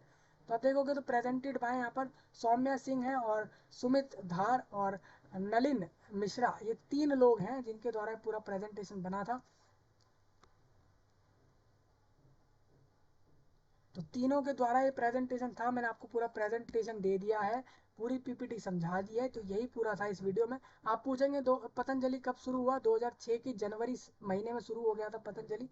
और इसमें दो लोग थे, बाबा रामदेव और इसके अलावा बाल कृष्णा, दो जने इन्होंने शुरू करा था 2006 में। और इसमें आपको बता दूं बाल कृष्णा ने 94% उनके पास कंपनी का शेयर था शुरुआत में, जब अब उनके पास 97% है, यानी पूरी 100 में से इतना है। ठीक है, बालकृष्णा की नेटवर्थ इन्होंने यहाँ बता दी है कितनी है, मतलब पूरी कुल संपत्ति का इन्होंने एक्चुअल अमाउंट निकाल दिया है।